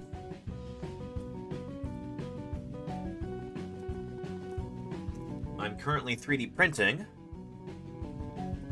the Cleveland skull, which was the holotype of Nanotyrannus lancensis. Although most dinosaur paleontologists are of the opinion that it's probably just a juvenile T-Rex, like a teenage T-Rex or subadult, juvenile, whatever word you want to use. But this original skull is what I'm 3D printing right now. Maybe I can find a clip of that, actually.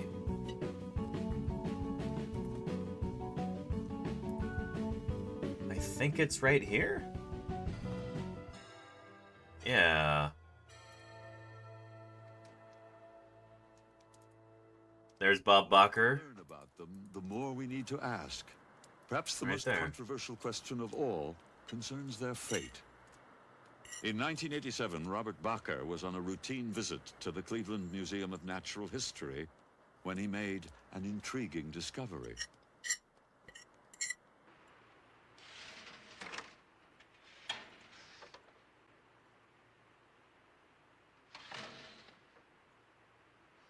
There are two places to hunt for dinosaurs. You can get yourself a Jeep, go to the Badlands of Montana and dig holes. You can find new kinds of dinosaurs. Then there's the other place. You can go to a basement like this, a gloomy place, where museums keep their research collections in careful storage, specimens collected 20, 30 years ago, waiting for the scholar to come by and read the bones.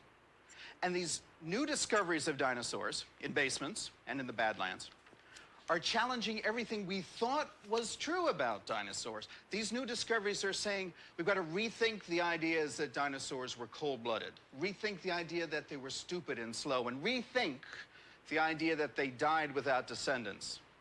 And guaranteed, in museums like this, there'll be every year new discoveries about dinosaurs. To a certain extent, yeah. A dusty shelf for more than 40 years was a fossil that bore an uncanny resemblance to Tyrannosaurus rex.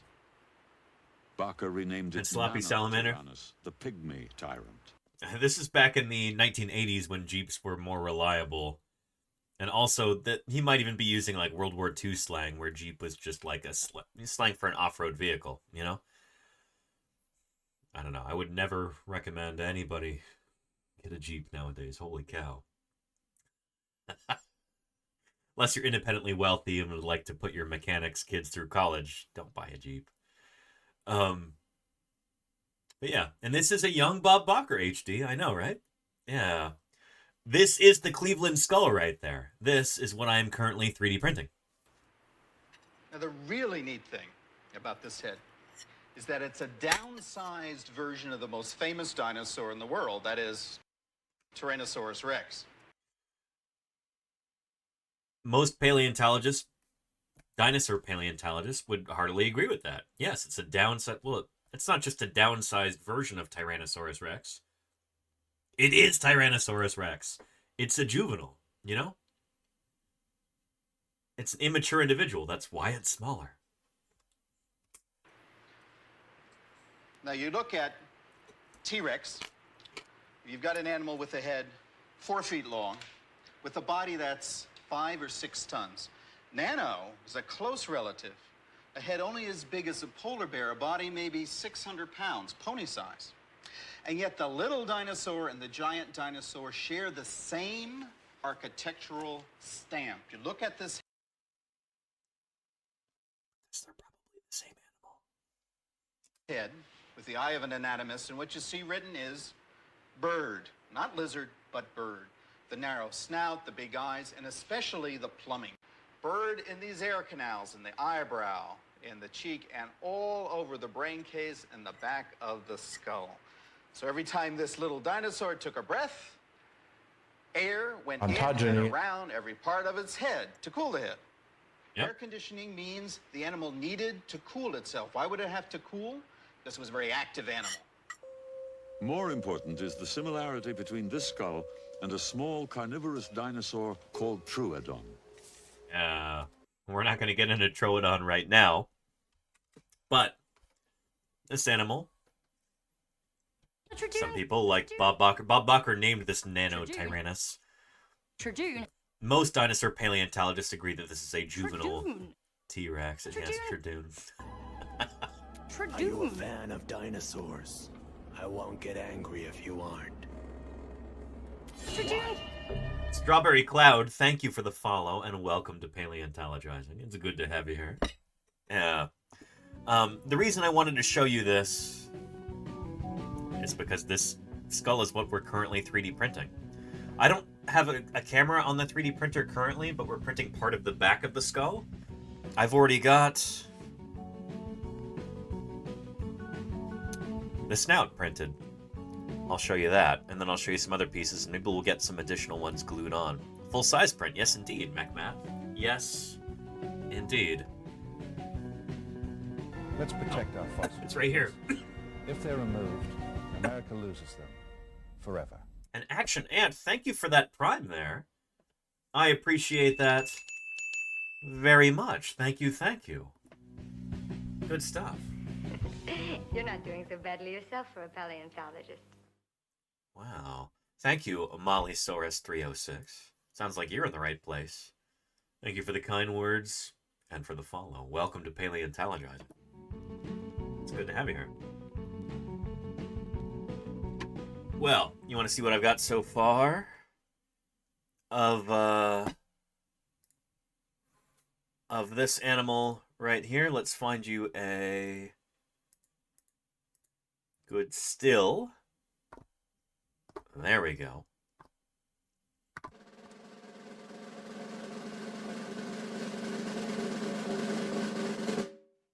There's what we have thus far 3D printed of it.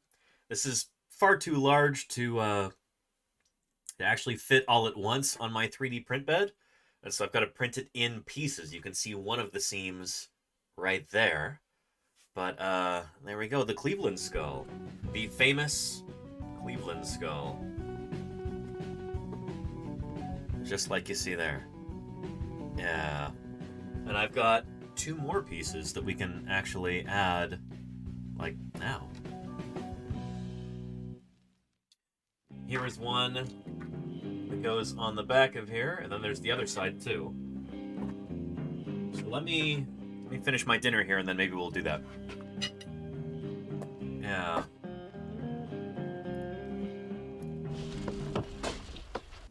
It would be difficult and time-consuming to remove the bones individually, as they are buried so closely together, some so here, right on top of each other. Not too far from where the Cleveland skull was found, a crew from the Burpee Museum of Natural History in Rockford, Illinois, they have got another juvenile tyrannosaur. Most dinosaur paleontologists would agree that this is, you know, a juvenile Tyrannosaurus. But some dinosaur paleontologists would call it Nanotyrannus.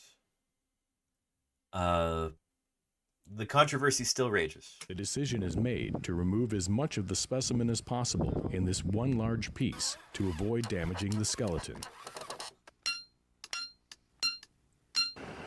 Eventually, the pod makes its way to a flatbed and then a moving truck en route to its new home. We gave the specimen a field identification or field name of Nanotyrannosalensis, a very rare and controversial dinosaur. We based this field identification on similarities we saw in the tooth shape and tooth structure, as well as skull bones that were similar to this Nanotyrannus, this so-called pygmy tyrant. Scott Williams there, who kind of got his start, I think, at the Burpee Museum. Now he's at Museum of the Rockies, where I used to be. We overlapped very briefly before I left Museum of the Rockies in 2018. Scott Williams, I think, had just started there maybe earlier in 2018 or in 2017. Anyway, we had a brief overlap there. This is one of the rarest dinosaurs ever found. The team has hit the jackpot, or so it seems. This animal could very well be the elusive Nanotyrannus, or it could be something equally as rare, a juvenile T-Rex. Now the journey for both the dinosaur and the crew who found it is about to take some unexpected turns. This is Rockford, Illinois, located on the Rock River 90 miles west of Chicago. Yep, I did a live It is stream here here a that couple this years new ago. specimen from the Badlands of Montana will now call home. Since 1941, the Burpee Museum of Natural History has remained a cultural focal point in this community. As the museum Lovely little prepares museum. for its arrival, Rockford welcomes and embraces this exciting dinosaur, now known as Jane, named for a museum benefactor. This is Rockford's dinosaur. Rockford people found it. Well, Rockford's never seen anything like Jane before, and I think what Jane has done for Rockford is help give this community a little bit of faith in itself. Suddenly, this modest museum becomes a destination for paleontologists and dinosaur enthusiasts from around the world. Yep, this is a big deal at the You time. wouldn't believe how excited I was when I saw these bones. And this is one of the top specimens of a carnivorous dinosaur to come. So we're kind of having a who's who in Tyrannosaur paleontology here. Yeah, there's Pete Larson right there of Sue the T-Rex fame. There is Dr. Tom Holtz, as he calls himself, a tyrannocentric dinosaur paleontologist. Out of the late Cretaceous. Amidst the fanfare, a long-standing controversy is reignited. Is this Yeah. a Nanotyrannus or a juvenile T-Rex? That is the Cleveland skull right there. That's not Jane's skull, that is the Cleveland skull. We call it the Cleveland skull because it's in the Cleveland Museum of Natural History in Ohio. But, yeah, but it's from near Ekalaka, Montana originally. Let's get this glued together, shall we?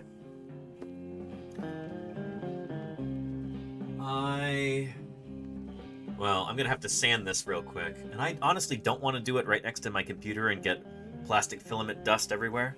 So what I'm going to do is I'm going to play the video for you for a few more minutes. I'll sand those surfaces to get them nice and scuffed up and get them nice and receptive to glue. And then we'll glue it. Okay? So I'll be right back. For years, they have been listed as separate species on the dinosaur family tree, but there are some who believe they are the same animal. In 1941, the Cleveland Museum of Natural History collected a small tyrannosaurid skull in southeastern Montana. Now, this single skull has sparked a lot of debate and controversy over the last 60 years. It's gone through several name changes and redescriptions. In the late 1980s, it was named Nanotyrannus lensensis, the pygmy tyrant. Well, that name hung for about 10 years when it was redescribed as a juvenile Tyrannosaurus rex. But the interesting thing is that these paleontologists were arguing over one skull of one specimen. And really, that's why we're excited about Jane, is because Jane has the potential to have so much more material for all these paleontologists to argue about. My first impression of the bones of Jane, which I've just had a chance to see, is that it is likely going to solve the riddle of Nanotyrannus. It's complete enough, there's enough of the specimen there that you have a very good chance that you're going to resolve the whole problem of whether Nanotyrannus and Tyrannosaurus rex are the same animals or not. Finding itself at the center of a scientific firestorm, the Burpee Museum sponsors the Great Dinosaur Debate in an effort to present all sides of this controversy. To great, big, thick crunchers. This would have to happen, correct? All right. Reduced tooth count and great fat teeth. I've been writing up the morphology of Tyrannosaur teeth, and teeth are so labor intensive that I have no problem saying that I hate teeth. I'd rather have a skull. Why is this the first Nanotyrannus skeleton that's been found? Because Nanotyrannus is a smaller dinosaur. Smaller dinosaurs there's a preservation bias in the Hell Creek.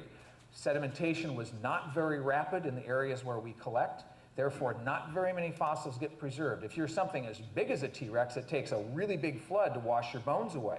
Dinosaurs go through changes that are astonishing compared to living mammals or living birds. I mean, an adult T-Rex is a 6-ton animal, and yet it came out of an egg that's not much bigger than this. Very little is known about dinosaur ontogeny, a term that describes the changes in body form that occur with growth. This is especially vague with regard to the Nanotyrannus juvenile T-Rex controversy, because in either case, Jane is the only skeleton ever found. If Jane is a juvenile, she would have eventually gone through a period of rapid growth. But if she's a fully grown animal, the bulk of her growth was completed by the time she died. As a hatchling, young Jane would have had a voracious appetite. The similarities between Jane and the Cleveland skull may be related to growth, and they may still both be juvenile T-Rex. Even though most of the bones haven't been exposed yet, this skeleton has already posed many questions. With Jane's identity in doubt, it becomes obvious that it's time to take a closer look at all the evidence at hand. Whatever lies within the pod, all right, ready to emerge. Sorry that took so long, everybody, but got those pieces ready now. Nice and scuffed up, ready for assembly, so let's go ahead and do that. Yeah. Dr. Irrefutable says, is all they found of the animal just the skull? No. Well, for this one, yes. For this skull, all we have is the skull, but for Jane, we've got the better part of a skeleton. It's actually a fairly complete individual. So, yeah. Did you also bring Chomper's head? That's in the other room, Claire, but I've got it here at the house, yeah. Yeah. Anyway, where did the name Burpee come from? I'm not sure, Codnos. I don't know. It's probably the name of a benefactor for that museum, I would imagine. Somebody who donated money to help establish that museum.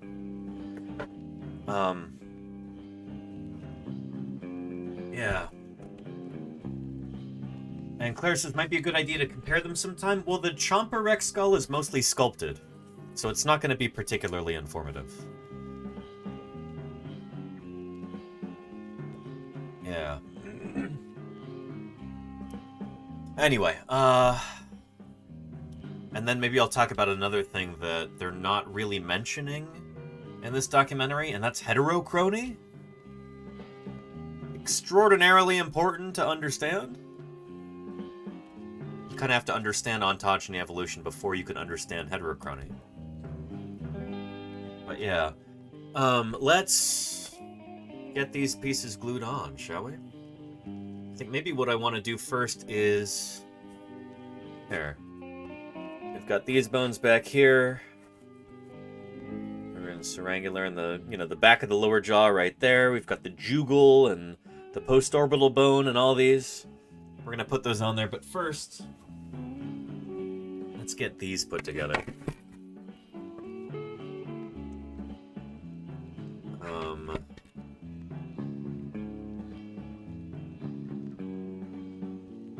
Let's see, hang on. Turned around here. There we go. That, and like that. This gets a little bit complicated because I obviously couldn't fit all of pieces together. I couldn't print this whole thing at once on the printer, so I had to get a little bit creative. with how I broke it up to print different pieces on that printer. But now we're going to glue some of those together. And I can use my desktop camera to help walk you through it. So let's do that.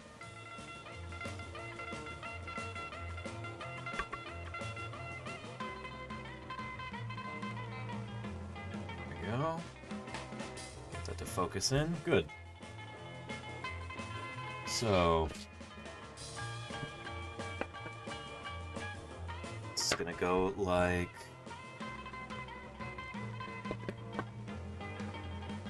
this. There we go. Oh man, I need to scuff this one up still. Shoot. I didn't realize this was the surface I needed to scuff up. So let me go do that real quick. Be right back. Be right back. Now the real work begins.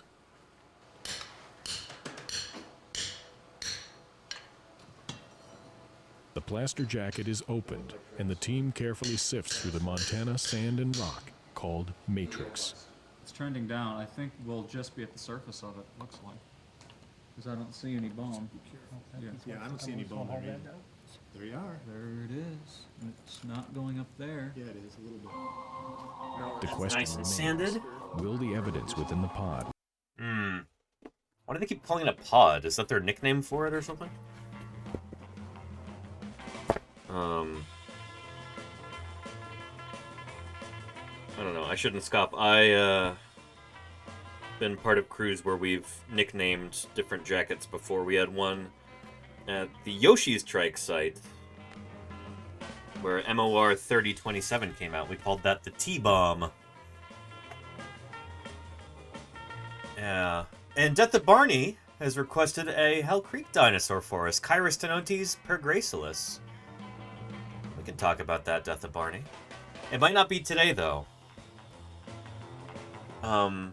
Would tomorrow work for you? Talk about that cool Oviraptorosaur from the end of the Cretaceous? Oh boy. Running out of glue here. This glue is almost completely spent. But we can squeeze a bit more out of it. Glue is cheap. Waste not, want not, right? Glue is cheap, but that being said, I need to put some more of it on the Amazon wish list, I think. Because I think I'm about to run out of the Gorilla Glue. Let's get our super glue opened up again and ready to flow.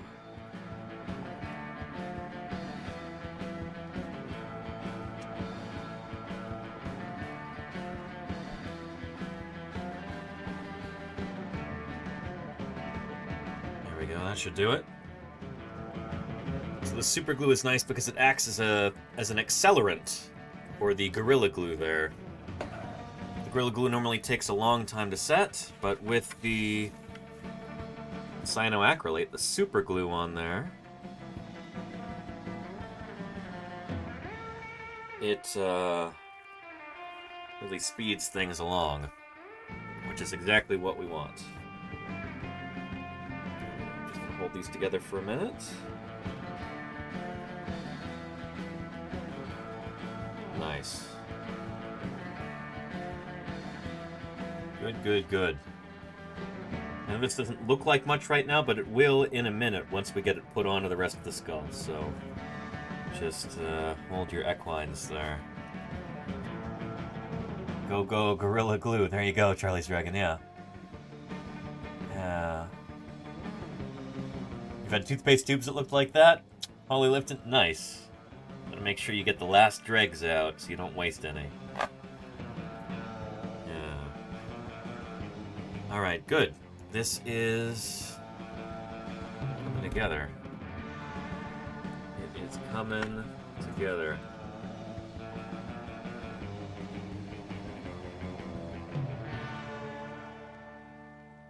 Very nice. I like to get the seams as perfect as I can, but you'll never have it be actually perfect. So you do the best you can, and then you fix it later with things like water putty and sandpaper and stuff like that. Yeah, pretty good. Pretty good. And Hanny says, can heterochrony lead to new species? Like if an animal's arms grow for longer, they would have a different dimensions than most of the original species? It becomes kind of arbitrary. Like, at what point do you call it a new species?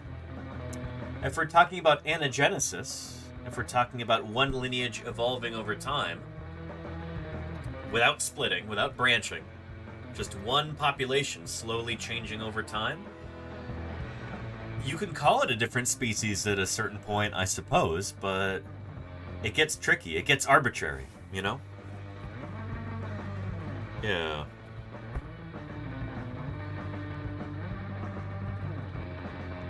Okay, now that these are pretty well together, let's get them put onto here. Oh, there we go. Very nice. Very nice. Oh, yeah. Beautiful. Here, let's put our Gorilla Glue on this part here. Use this cardboard to keep the glue off my desk pad.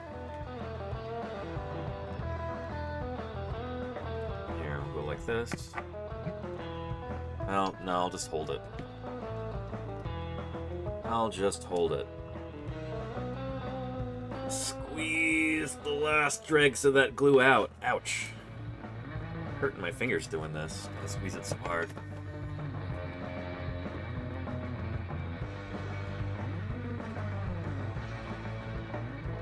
We're getting a decent amount.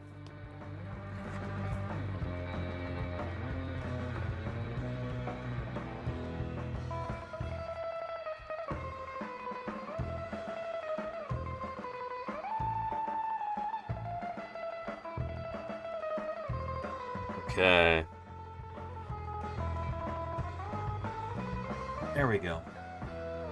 Add a little bit more. This part. There we are.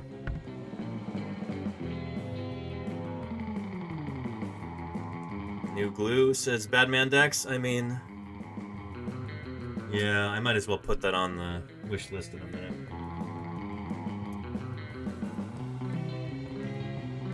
Yeah. Glue is cheap.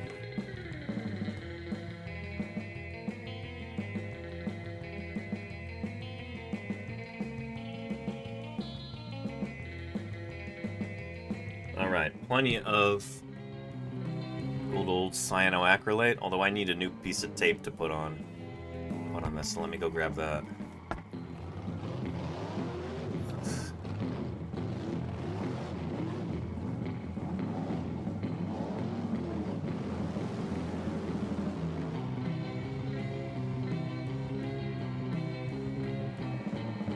There we go.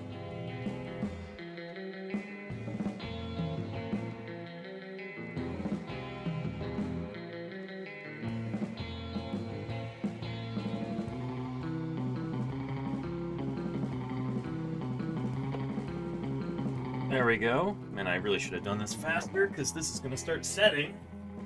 This stuff sets up fast. Let's do it. It's going to go just like that. And I've got to make sure that all the seams line up as best I can. They are as smooth as possible, because that'll save me some work later on. There we go. It's never going to be perfect, but we can try and get it as close as possible.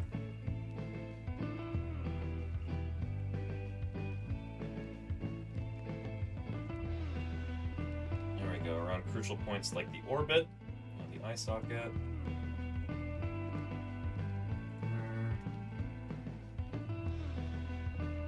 Looking good, looking good.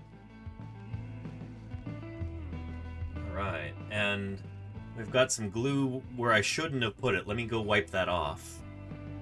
How heavy is the print in total? It's maybe a couple pounds, Krautland. Not very heavy. Yeah.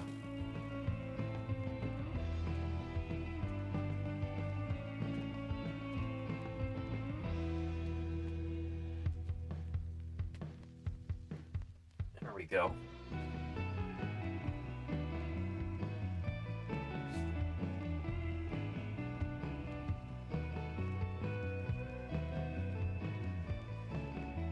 All right. Not too shabby. We've got the majority of a Tyrannosaur skull here now. Very nice. There are, I think, 2 more pieces to print here. One of them is nearing completion over there on the 3D printer. And then I'll print another one overnight. With any luck, and not to count our chickens prematurely or anything, but we might have this thing printed before stream tomorrow and can do final assembly on tomorrow's stream. I am pretty excited about that. 25 feet long, weighing 4 tons. A versatile sort of chap. He won a lot of arguments in his time, but very few beauty contests. Little Marmar. Looks beautiful. Just like you, Little Marmar. Thank you for the 6 months of support. I really appreciate that. Holy cow. Yeah. Badman Dex says, how long does it take your printer to print one of them pieces you just glued on? Between 10 and 14 hours. This piece right here took, I think, about 13 and a half hours. So, yeah, it takes a while. It takes a while, but, man, you gotta agree, it's worth it. Very happy with this. Oh, and it still needs some... still needs some guidance here. Shoot, I'm being neglectful. Let's continue our documentary here. Play. Reveal Jane's identity, and in doing so, solve one of the oldest mysteries in paleontology.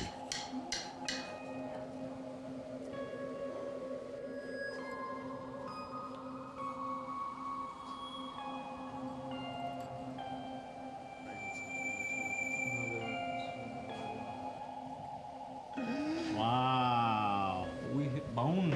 Houston, we have bone. How did you come? Where we cut it off open.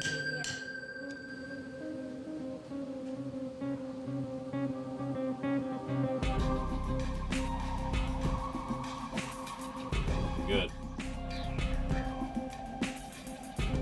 Yeah.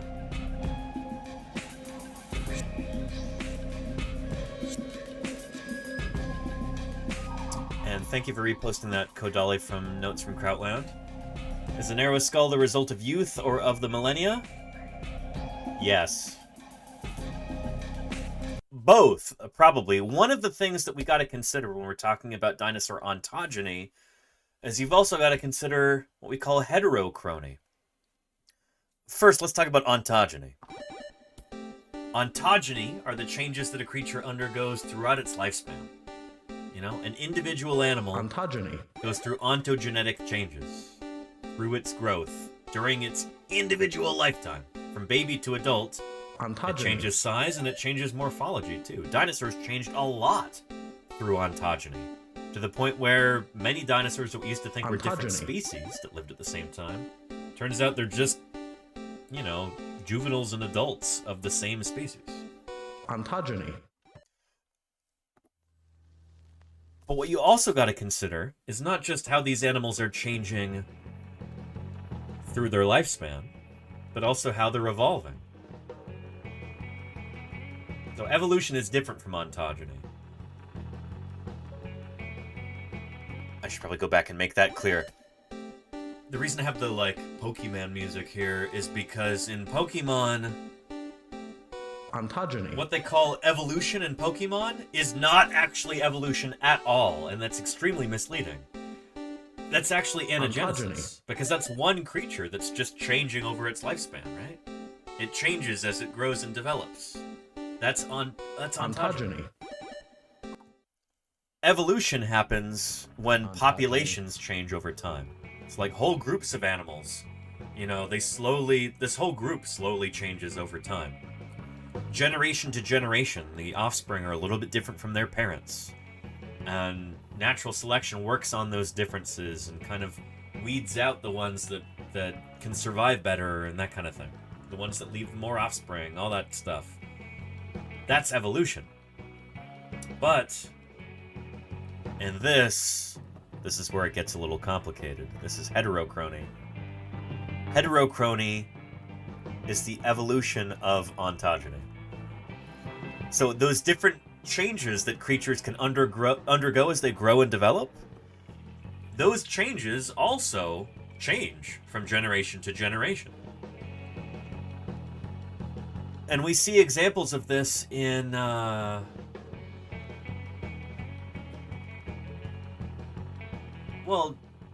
and creatures like dogs, for instance. Ontogeny. When dogs were being specially bred, domesticated from their wolf ancestors, the humans that were domesticating these dogs, they selected for traits that were more juvenile-like. A wolf puppy is going to look like a dog puppy in a lot of ways. It's going to have big, cute eyes, a shorter snout. It's going to have floppier ears. Shoot, that's what a lot of domestic dogs have today. In domesticating dogs from their ancestral population, from wolves, humans selected for those features that were more similar to juveniles. So they're kind of forcing changes in heterochrony right there. They're taking those ontogenetic stages and they're making so that those appear for longer in the animal's lifespan, if that makes sense. Yeah. Maybe I can find you a video about this. I've never looked for this before, but let's just try dog pedomorphosis, see if that leads anything.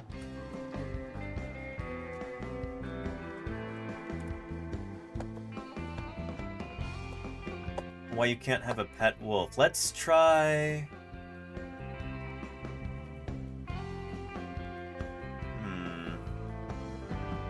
Let's try this here.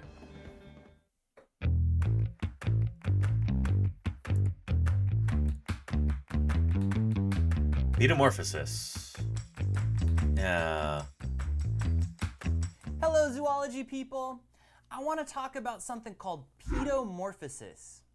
I get a lot of students that ask me, what's the difference between a wolf and our pet dogs? They're the same species. Wolves and our pet dogs are the same species. We do consider them a subspecies, but they're interbreedable. They can reproduce together. So wolves and dogs are the same species. So why can't... I mean, he's saying this with great certainty, but shoot, that's the thing, is the definition of species kind of breaks down when you get into stuff like this. Where species becomes an arbitrary concept when you get it to this level with creatures like this, Yeah. We have a wolf as a pet. Well, the simple answer is that our pet dogs have gone through something called pedomorphosis, but wolves have not. Let me explain. The natural life cycle of a wolf is that it is born as a puppy, very playful. Most mammals are very playful as young. And the reason is play is a great way to investigate and explore your world. Puppies are playful with each other. They play fight. They wrestle. They're curious. Curiosity helps us learn about our environment and our world. And puppies want to play. They want to explore. They want to do all these things so they can learn as much as they can. But then they reach a point in their life where they transition into adulthood. Part of that transition is creating this instinct for dominance. If you look at a pack of wolves, you have the alpha, sometimes you have a beta. Yeah, this is kind of I think this is overblown as well. That whole alpha wolf thing, I think is a bit of a fallacy. You have this hierarchy inside the wolf pack. They are always fighting and trying to keep that hierarchy. And so adult wolves are not looking to play. They're not looking to be curious. And Ash Odinson, I think that largely was hierarchy disproven, or at least it was oversimplified. To hunt, to reproduce, and keep their position in that pack. And that's a normal process for a wolf pack. And so what is different about your pet dog? Well, again, I said the word pedomorphosis. So what is that? Well, pedomorphosis is a mutation. What it means is that you It's awkwardly phrased. It's not a mutation. It's like it's a mode of it's like a whole suite of different mutations. It's like a mode of mutation. If that makes stay sense. childlike your entire life. Yeah. What it means is that you stay childlike your entire life. Yep. And so our pet dogs are puppy-like their entire life. Mm-hmm. What that means is through our breeding process, we were always choosing the pet dogs that were the most friendly or the most docile or the ones that wanted to be around us. Through that process, we accidentally chose a mutation that made pet dogs stay juvenile mentally their entire life. This is why pet dogs are always curious. They're always playful. They always want to explore the world. You tell a 15-year-old dog, do you want to go to the park? And it gets excited. It starts wagging its tail because it is childlike. It never goes through that transition to adulthood where it needs to show its dominance. And so when I have a pet dog, it's a puppy its whole life. It thinks of you as its parents, its family, and it's playful. That makes a great pet. But if I were to have a pet wolf, as a puppy, it would love me, I would be its best friend, it would be playful, it would be great until it transitions into adulthood, and then there's going to be a power Utah struggle. raptor is the most dangerous dinosaur around. So this is why dogs have a problem with object permanence. It might be an individual dog problem, Diagonal. It might be more of a personal level kind of thing. But yeah, on that for whatever individual dogs you're talking about, this probably has something to do with it. Pedomorphosis, yes, yeah. It's interesting when you do stuff with ontogeny like that, you know, or heterochrony, I guess, you know. When you alter ontogeny in an evolutionary sense, that's heterochrony, and that's what's going on here. But and Asha Odinson, and yeah, you're correct about that. Yeah, I don't know. Sometimes I feel like I have to say, well, that's an oversimplification, or this isn't entirely right, because otherwise people in the chat will go like, oh, this is completely wrong, you know. And so, you know, it's a tightrope walk, streaming science content on Twitch and talking about this stuff, you know? The power struggle between me and my pet wolf is going to be between who is going to lead the pack. The wolf can't help it. It's part of its instinct. It is built into Thanks, its Ash. I appreciate that. code. Yeah. And so maybe it will respect me as the alpha. Maybe it will respect me as the pack leader. But whenever I show weakness, it's going to try and take that position from me. Yeah, I don't know if It's not that's that it doesn't entirely love true. me. It's not that it doesn't view me as its family. That's just the normal transition with wolves. And this is true for a lot of mammals. And so this pedomorphosis allows us to have our pet dogs. And we've seen this with other animals, and we've replicated this before. There was a fantastic experiment in Russia where they took foxes. Yeah. They bred foxes in Russia Russian fox in order experiments. to have their fur for hats and coats. And so these scientists went into this farm and said, hey, can we choose which ones breed for a few years and try an experiment? And the farmers didn't mind. And so what the scientists did was they walked around and they found whatever fox didn't growl or attack them right away. And they bred those ones. Then they took the pups of those foxes and they went around trying to find another one that was just a little more docile. And they did this. And after a decade of doing this, they ended up with foxes that had gone through pedomorphosis. They were childlike their whole life, and they had many dog characteristics. So they developed these floppy ears. They also developed like these weird gray coats that like weren't good for. That's not what the farmers originally wanted.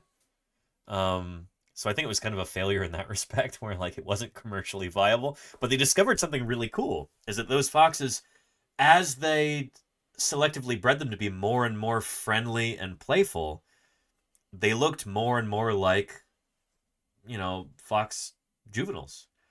They had floppy ears. They had blunter noses. They had bigger eyes. And it's the same kind of process that we had with domestic dogs, too. So it's like a repeat of that same process. They would wag their tail. They would get excited. They stayed playful their whole life. Yep. And so this pedomorphosis is a mutation that Kinda cool, allows you our know? pet dogs to be fantastic. I'm not sure which book that was, pets. yeah. Now, interestingly, scientists think humans have gone through pedomorphosis. Yep. Not that anyone was breeding us, but that we did it to ourselves. Through selective breeding, we chose the traits that led us towards pedomorphosis. And that's not selective breeding, it's natural selection in that case. So, like, that is an error right there. But yeah. Like, we as humans look a lot more like baby chimps than we do like adult chimps. And part of this is, like, you know, phylogeny. I don't know. Part of it is, like, of course you're going to look kind of like the juveniles of your close relatives, but part of it is also pedomorphosis, we think, yeah. And if you think about it, humans are curious and creative our entire lives. We don't go through a transition where we need to be dominant and beat up everybody. Well, no, that's I completely disagree with this. There are some people who do go through a stage like that, and honestly, that might even be like the majority of people. You know, when their spirits just kind of get broken and, you know, they're no longer really interested in anything and they just want to make money or just want to, like, assert dominance over other people. A lot of folks go through a stage like that, and it's heartbreaking to see, you know? It's literally like 18 to like 25, so Sloppy Salamander, yeah. Yeah. And Handy says, is it natural selection if human culture was involved? It's considered selective breeding, or artificial selection if it's humans, like, purposefully selecting for certain traits. But if we're talking about it happening in humans, then the lines get kind of blurred, I think. Maybe, yeah. Yeah. Keep our pack order. Now, there is a little bit of hierarchy, but there's always going to be a small hierarchy with any type of pack animal. But with humans, we do show all of these pedomorphosis characteristics. I am almost 40 years old, and I am still playful. I still want to go play. I want toys. I want games. I get excited when we go to the park. And so this has led to also our ability to be as intelligent as we are because we're always creative and trying to learn more about our world. Well, I hope you enjoyed this discussion on why we can't own a pet wolf and why our pet dogs are the way they are. Again, interesting stuff. That is pedomorphosis. I'll see you guys next time. Yeah, good stuff. Good stuff. I'll give you a link to this video. There we go. There you go. Yeah. Sculpin says twerking. Sculpin, shoot, that reminds me. Not twerking, but your name reminds me. I haven't even shown you what I got in the P.O. box. I went to the P.O. box earlier today. And there's some stuff in there. So why don't we go over that? And, I'll show you what I got. By the way, very happy about this. Oh man, I'm excited about our juvenile Tyrannosaurus skull. I suppose we don't know beyond a shadow of a doubt that the Cleveland skull is a juvenile because it doesn't have other elements that we can histosample, but Jane is certainly a juvenile. We know that from histo. We'll put this to the side.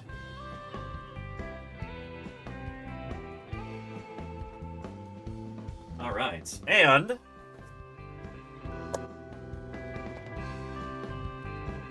it is time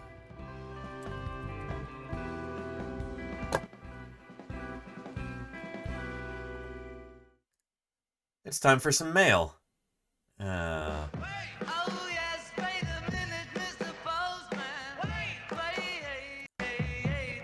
Let's see what we've got in the old mailbox, shall we?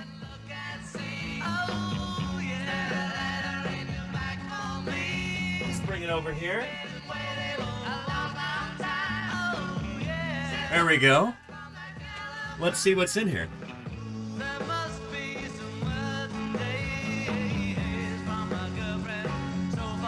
Well, Sculpin I believe you sent this, and it arrived today.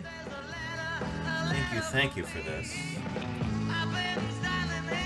We've got the cat mat for the cats to scratch. And look what's inside. Some cat treats. There's a third bag, too, that I've already put over on my bookcase. But thank you, Gulpin. I think Sweetie Pie in particular is really gonna like this. It is a kitty care package, Bonita. Look how good for that. Excellent for scratching. Yeah. The mat is for your lap, Danny. Says Claire Bird. I'm just closing this momentarily. But let me go set this on the ground, and hopefully Sweetie Pie will discover it tonight and bond with it. Yeah. But,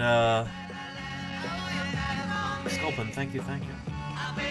Appreciate you. Holy cow, it's very generous. It was you who sent this, right, Sculpin? Yeah, it didn't have a note in the box, so I'm going out on a limb here, but I think this is from you, Sculpin. Thank you.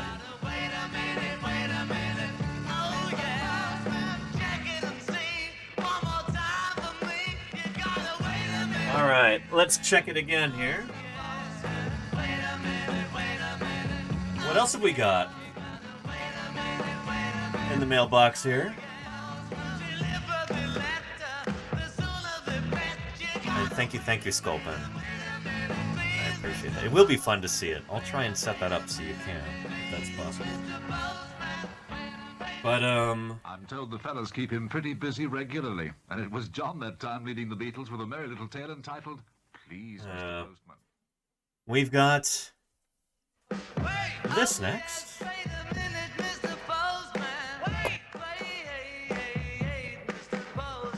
I'm not going to play it a million times. We'll get some other music going. But this is from all the way in Australia. Thank you. I don't want to dox you. But, let's open it up. Let's see what we got here.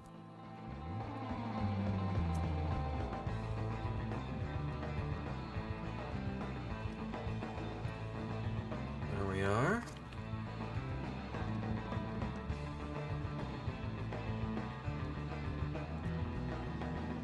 Look at that, chat. Holy cow.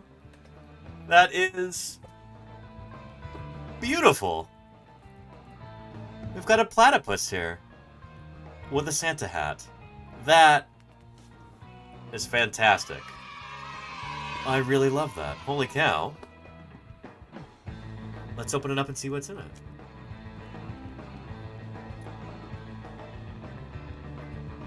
It's from Allie J.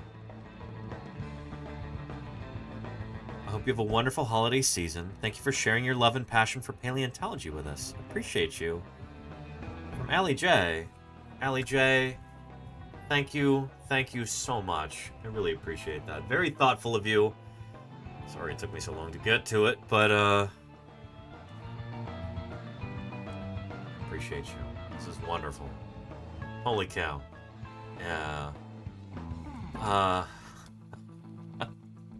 And how appropriate, all the way from Australia. We've got a lovely, classic Australian mammal there.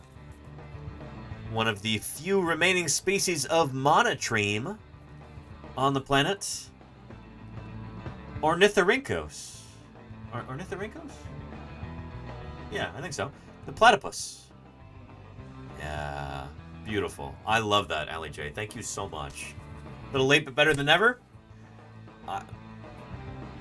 That might be my fault there, Allie J, so don't you sweat it. Thank you. I appreciate you. I appreciate you very much. Thank you kindly. Yeah.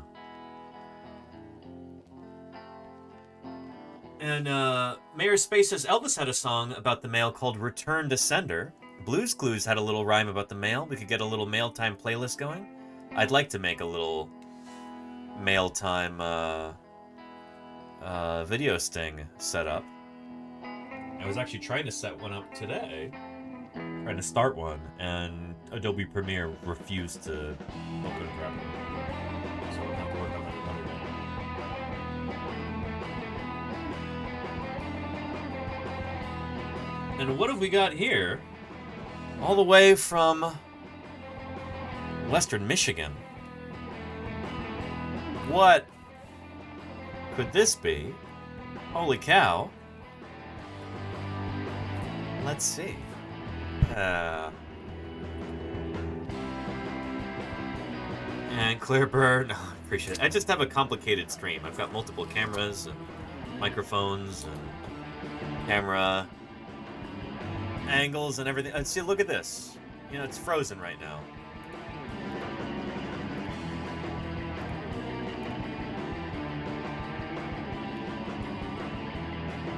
See what I mean? See what I mean?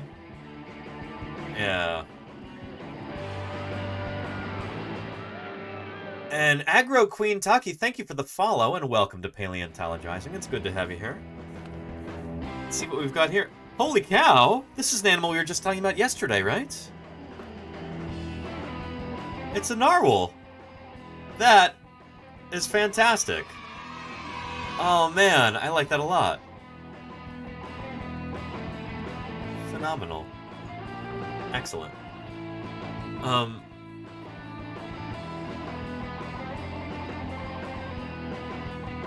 And a happy new year. Hope this will be a great year full of successful digs and helpful publishers. Merry Christmas. Riso, Kite, and the Degus. Riso Degu, thank you so much. I really appreciate that. I had a wonderful holiday season. I hope you did too. Now I get to relive a bit of that thanks to you, so thank you, thank you. That really is lovely. Appreciate you. Yeah. And Agro Queen Taki, I hope you're having a wonderful day too. It's good to have you here. Yeah. Appreciate you. Thanks for the follow.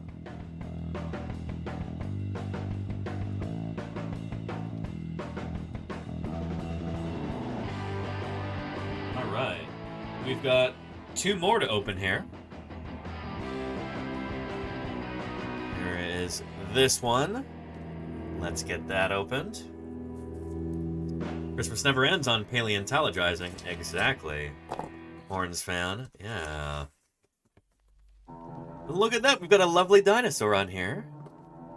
An avian dinosaur. Really spectacular. Spared no expense. And thank you, Ali J. J203 gifted a tier 1 sub to agroqueen_taki. I do appreciate that, Ali J. 95 gift subs in Holy the cow, channel. Ali J. Do I appreciate you. Thank you, thank you. Yeah, look at that. This looks almost like a European robin right here. Although I could be mistaken. Christmas wishes. Lovely.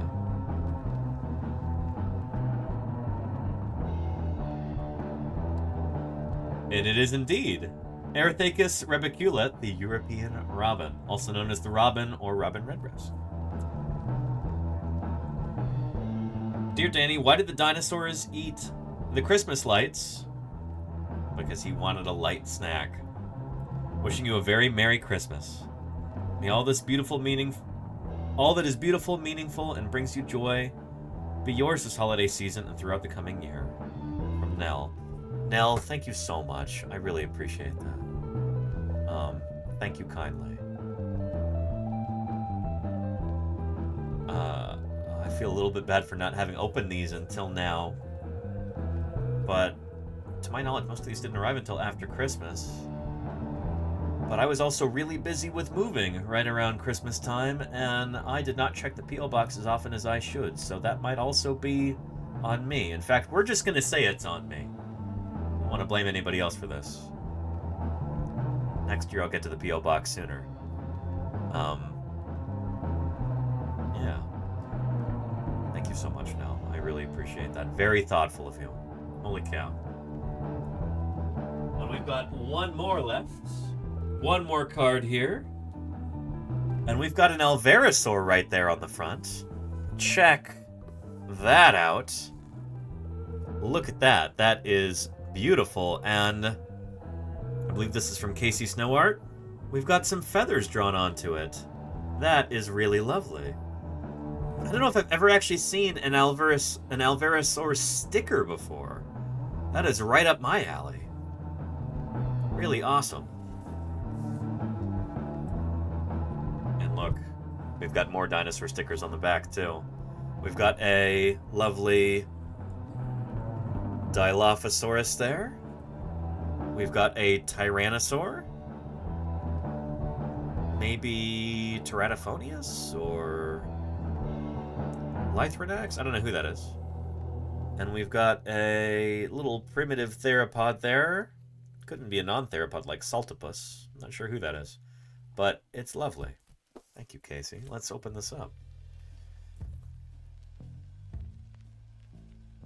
Use a letter opener so we don't have to sully those dinosaur stickers.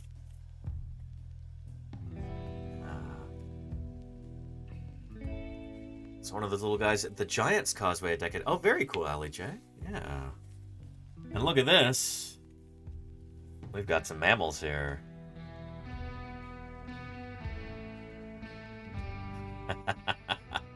Very nice. Very season-appropriate card here. Claire Burr, of course you love this. Isn't that great? I watched her work on that. Oh, well, well, well. Holy cow. Look at these. We've got stickers galore. We've got a lovely heartfelt note in here. I'm going to read this off stream, I think, but thank you so much, Casey. Holy cow. And, look at this lovely illustration here. Regrettably, I did not have a dinosaur-themed card, but I hope you like this bonus. Because... Anyway, we've got a lovely theropod there. Oh, hope you like bears. Of course I do. Everybody loves bears. That is beautiful. Casey Snowart, you are very talented. My goodness. And look at these. Look at these. My goodness. Well, well, well. We've got a Spinosaurid there. Oh, this is lovely. You know, it might be time for me to get a new travel laptop. Like small, we used to call a netbook. They don't call them netbooks anymore, but mine's really slowing down after like 4 or 5 years. And it's going to require some new stickers, so this might go right on there. We've got a Triceratops as well, one of my very favorite dinosaurs. It is lovely. Oh, I love that stylized these are. These are fantastic. We've got a beautiful Oviraptorosaur there. A lot like City Patty that we were talking about last week. Very nice. Very nice. We've got a Therizinosaur. I love these feathered dinosaurs. That is beautiful. We've got an Amargasaurus. That is lovely. Oh, man. Very, very cool. Got a beautiful Stegosaur right there. Nice. Very nice. A classic Tyrannosaur. Gorgeous. Yeah, the art style is super cool, Pyrofreeze. This is from Casey Snowart. Can we get a shout out for Casey Snowart? And look at that Dromius. Or no, is it a Troodontid? It might be a Troodontid. It's got short forelimbs. I'm going to say this is a Troodontid. Like the very famous Troodon, a.k.a. A.k.a. what, Chad? Yeah, Kodali. Yeah. Troodontids, in my experience, tend to have shorter forelimbs than Dromaeosaurs. So this could, yes indeed, be Troodon here. A.k.a. Tradude. Lovely. And then we've got some other feathered dinosaurs here. Stellar's Jay, Black-billed Magpie, Blue Jay, Crow, Scrub Jay. I'm not sure who this beauty is right there. They don't have those where I live, but it's gorgeous. Yeah. And then look at these. Is that another magpie? Stellar's jay? Blue jay? Crow? Oh, that's so cool. We've got a crow, like, surfing down substrate there on a bottle cap or something. But they actually do that. That's been observed behavior. Very plump-looking scrub jay. And I'm not sure who this is. But it's lovely. These are beautiful, Casey Snowart. Really, really lovely. Go follow Casey Snowart if you'd like to see some of this art produced live. I am delighted to get these. Thank you so much, Casey Snowart. Holy cow. Thank you, everybody. Ali J, Risudegu, Casey Snowart, and Give Them Nell, thank you so much for thinking of me. I hope you all had a lovely holiday season. I appreciate you more than you know. Yeah, aren't those great, Lordy? Holy cow. Yeah. Good stuff. Good stuff. And Delta, you've seen some Stellar's Jays around here in Portland. Nice. They're very cool. Happy holidays to you too, SV Harkin. Yes. Well, oh, before I forget, let's do a round of Metazua, and then let's think about doing a raid here. Well, I'm gonna go check in with Belent of Cyant Streams and continue a stream over there. We've got a crossover stream to do. But first, before I forget, let's do a game of Metazua here. This is a guessing game, wherein you have to guess the day's mystery animal. So, hold on to your butts. Let's do it. This is kind of like Wordle, if any of you are familiar with that game, except we've got to guess what the mystery animal is. And I found I have a lot of luck when I guess some kind of placental mammal for this. And so...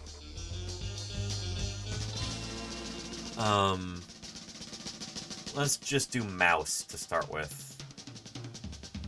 That's a good one. Okay, and that was a fruitful guess. It is a mammal. Oh boy. But it's not a placental mammal. It's not a eutherian mammal. This might really narrow it down, actually. This might really narrow it down. Here. We might be able to get this in just 1 or 2 guesses. Or 3 or 4 guesses, maybe. I don't know. Let's go to mammals on our Tree of Life here, and I'll show you what I mean. Given that it didn't say that it's a rodent, or a Euarchontoglier, or a Laurasiathere, or a eutherian, or even a placental mammal. Actually, no, that's the same thing. Anyway, it just said mammals. So I searched mouse. If it had been a therian mammal, or even more narrowly a placental, or a boroeutherian, or part of Euarchontoglira, then it would have shown me that, but it's not any one of those. The most inclusive, or the most exclusive group it could show me, that includes both my guess, the mouse, and our mystery animal, is Mammalia, which tells me it's almost certainly a monotreme. Unless there's something really wrong with the game, it's got to be a monotreme. And so, if I'm correct about this, that means I can get it in just 2 guesses. It's either going to be a platypus, of which there's only 1 living species, as far as I know, or an echidna, which I think there's like 4 or 5 species.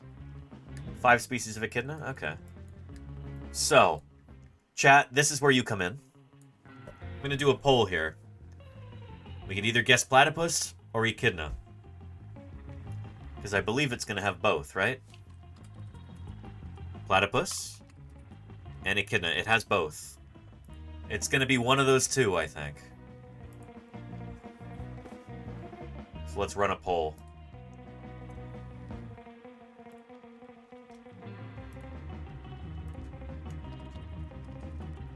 Let's see. Which monotreme? Platypus or echidna? Let's do a 1-minute poll and begin. What do you think I should do, chat? It's up to you. We either get this in 2 guesses or in 3. It's up to you. Ali J says platypus. Hyrofree says platypus because of the Christmas card. Wheel62 says platypus. And Itatobia says platypus. Everyone's saying platypus. And Real Men Grow Beards, thank you for not voting because you already played. I appreciate your integrity there. Yeah. So far, platypus is winning by a solid margin. Like 3-1.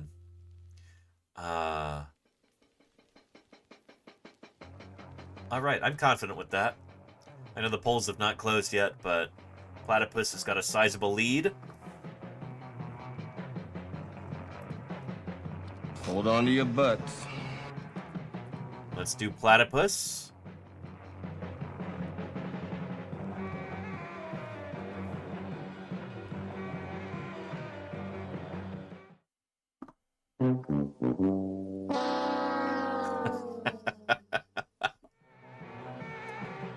Yeah, you know, it's a 50-50 shot.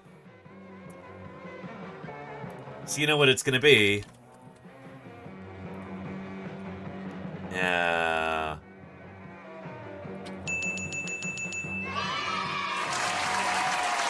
It's, of course, the echidna. Very nice. Yeah. There's 4 or 5 living species of echidna, but, you know, we got it. That's not too shabby. You know, we got it in 3 guesses today. 3 guesses is not too shabby. Sometimes it's easy when you've got those basal groups like that are not speciose, like monotremata. Yeah. Yeah. Anyway. And Mangled Biscuit, it's good to have you here. Welcome, welcome. Well. We did our day's game of Metazua.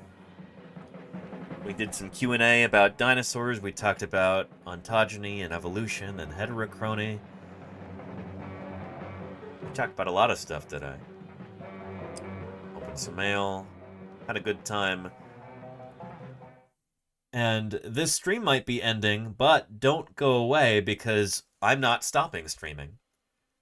I'm going to be jumping over to science streams and we're going to be chatting about some cool new discoveries in science in just a minute here. So, let's do that. Let's go ahead and run our credits. And Mangled Biscuit, thank you for the follow. Welcome to Paleontologizing. It's good to have you here. We are going to go right into science streams.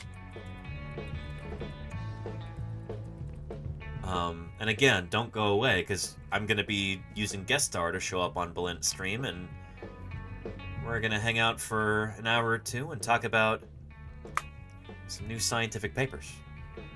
Balint is a molecular and systems biologist from the Science Streams channel, and we're going to be kind of comparing and contrasting our different fields, talking about common ground between us and between our scientific fields, so it's going to be a lot of fun. Don't miss it. But thank you, everybody, in the meantime, for making this a fun stream. I hope you enjoyed yourself today. I hope you learned something. I hope you've got a refreshed appreciation for this incredible planet that we live on and the wonderful creatures that we share it with, both extinct and extant. Thank you to everybody who asked questions today, who typed enthusiastic messages into the chat. Thank you to those financial supporters, the cheerers and the gifters, the subscribers. Thank you to the moderators who help keep this train going, you know, on its tracks. Thank you for the raiders too. I appreciate all of you. We are going to go hang out with Science Streams now. So I'll see you all there, I hope. You take care of yourselves and, shoot. Let's go see what Science Streams is up to. See you there. Oh, there's a seat. Bob, that's important to filter that way. It's important to filter that way. Tommy, what do you think, Tom Platicus? Raiders!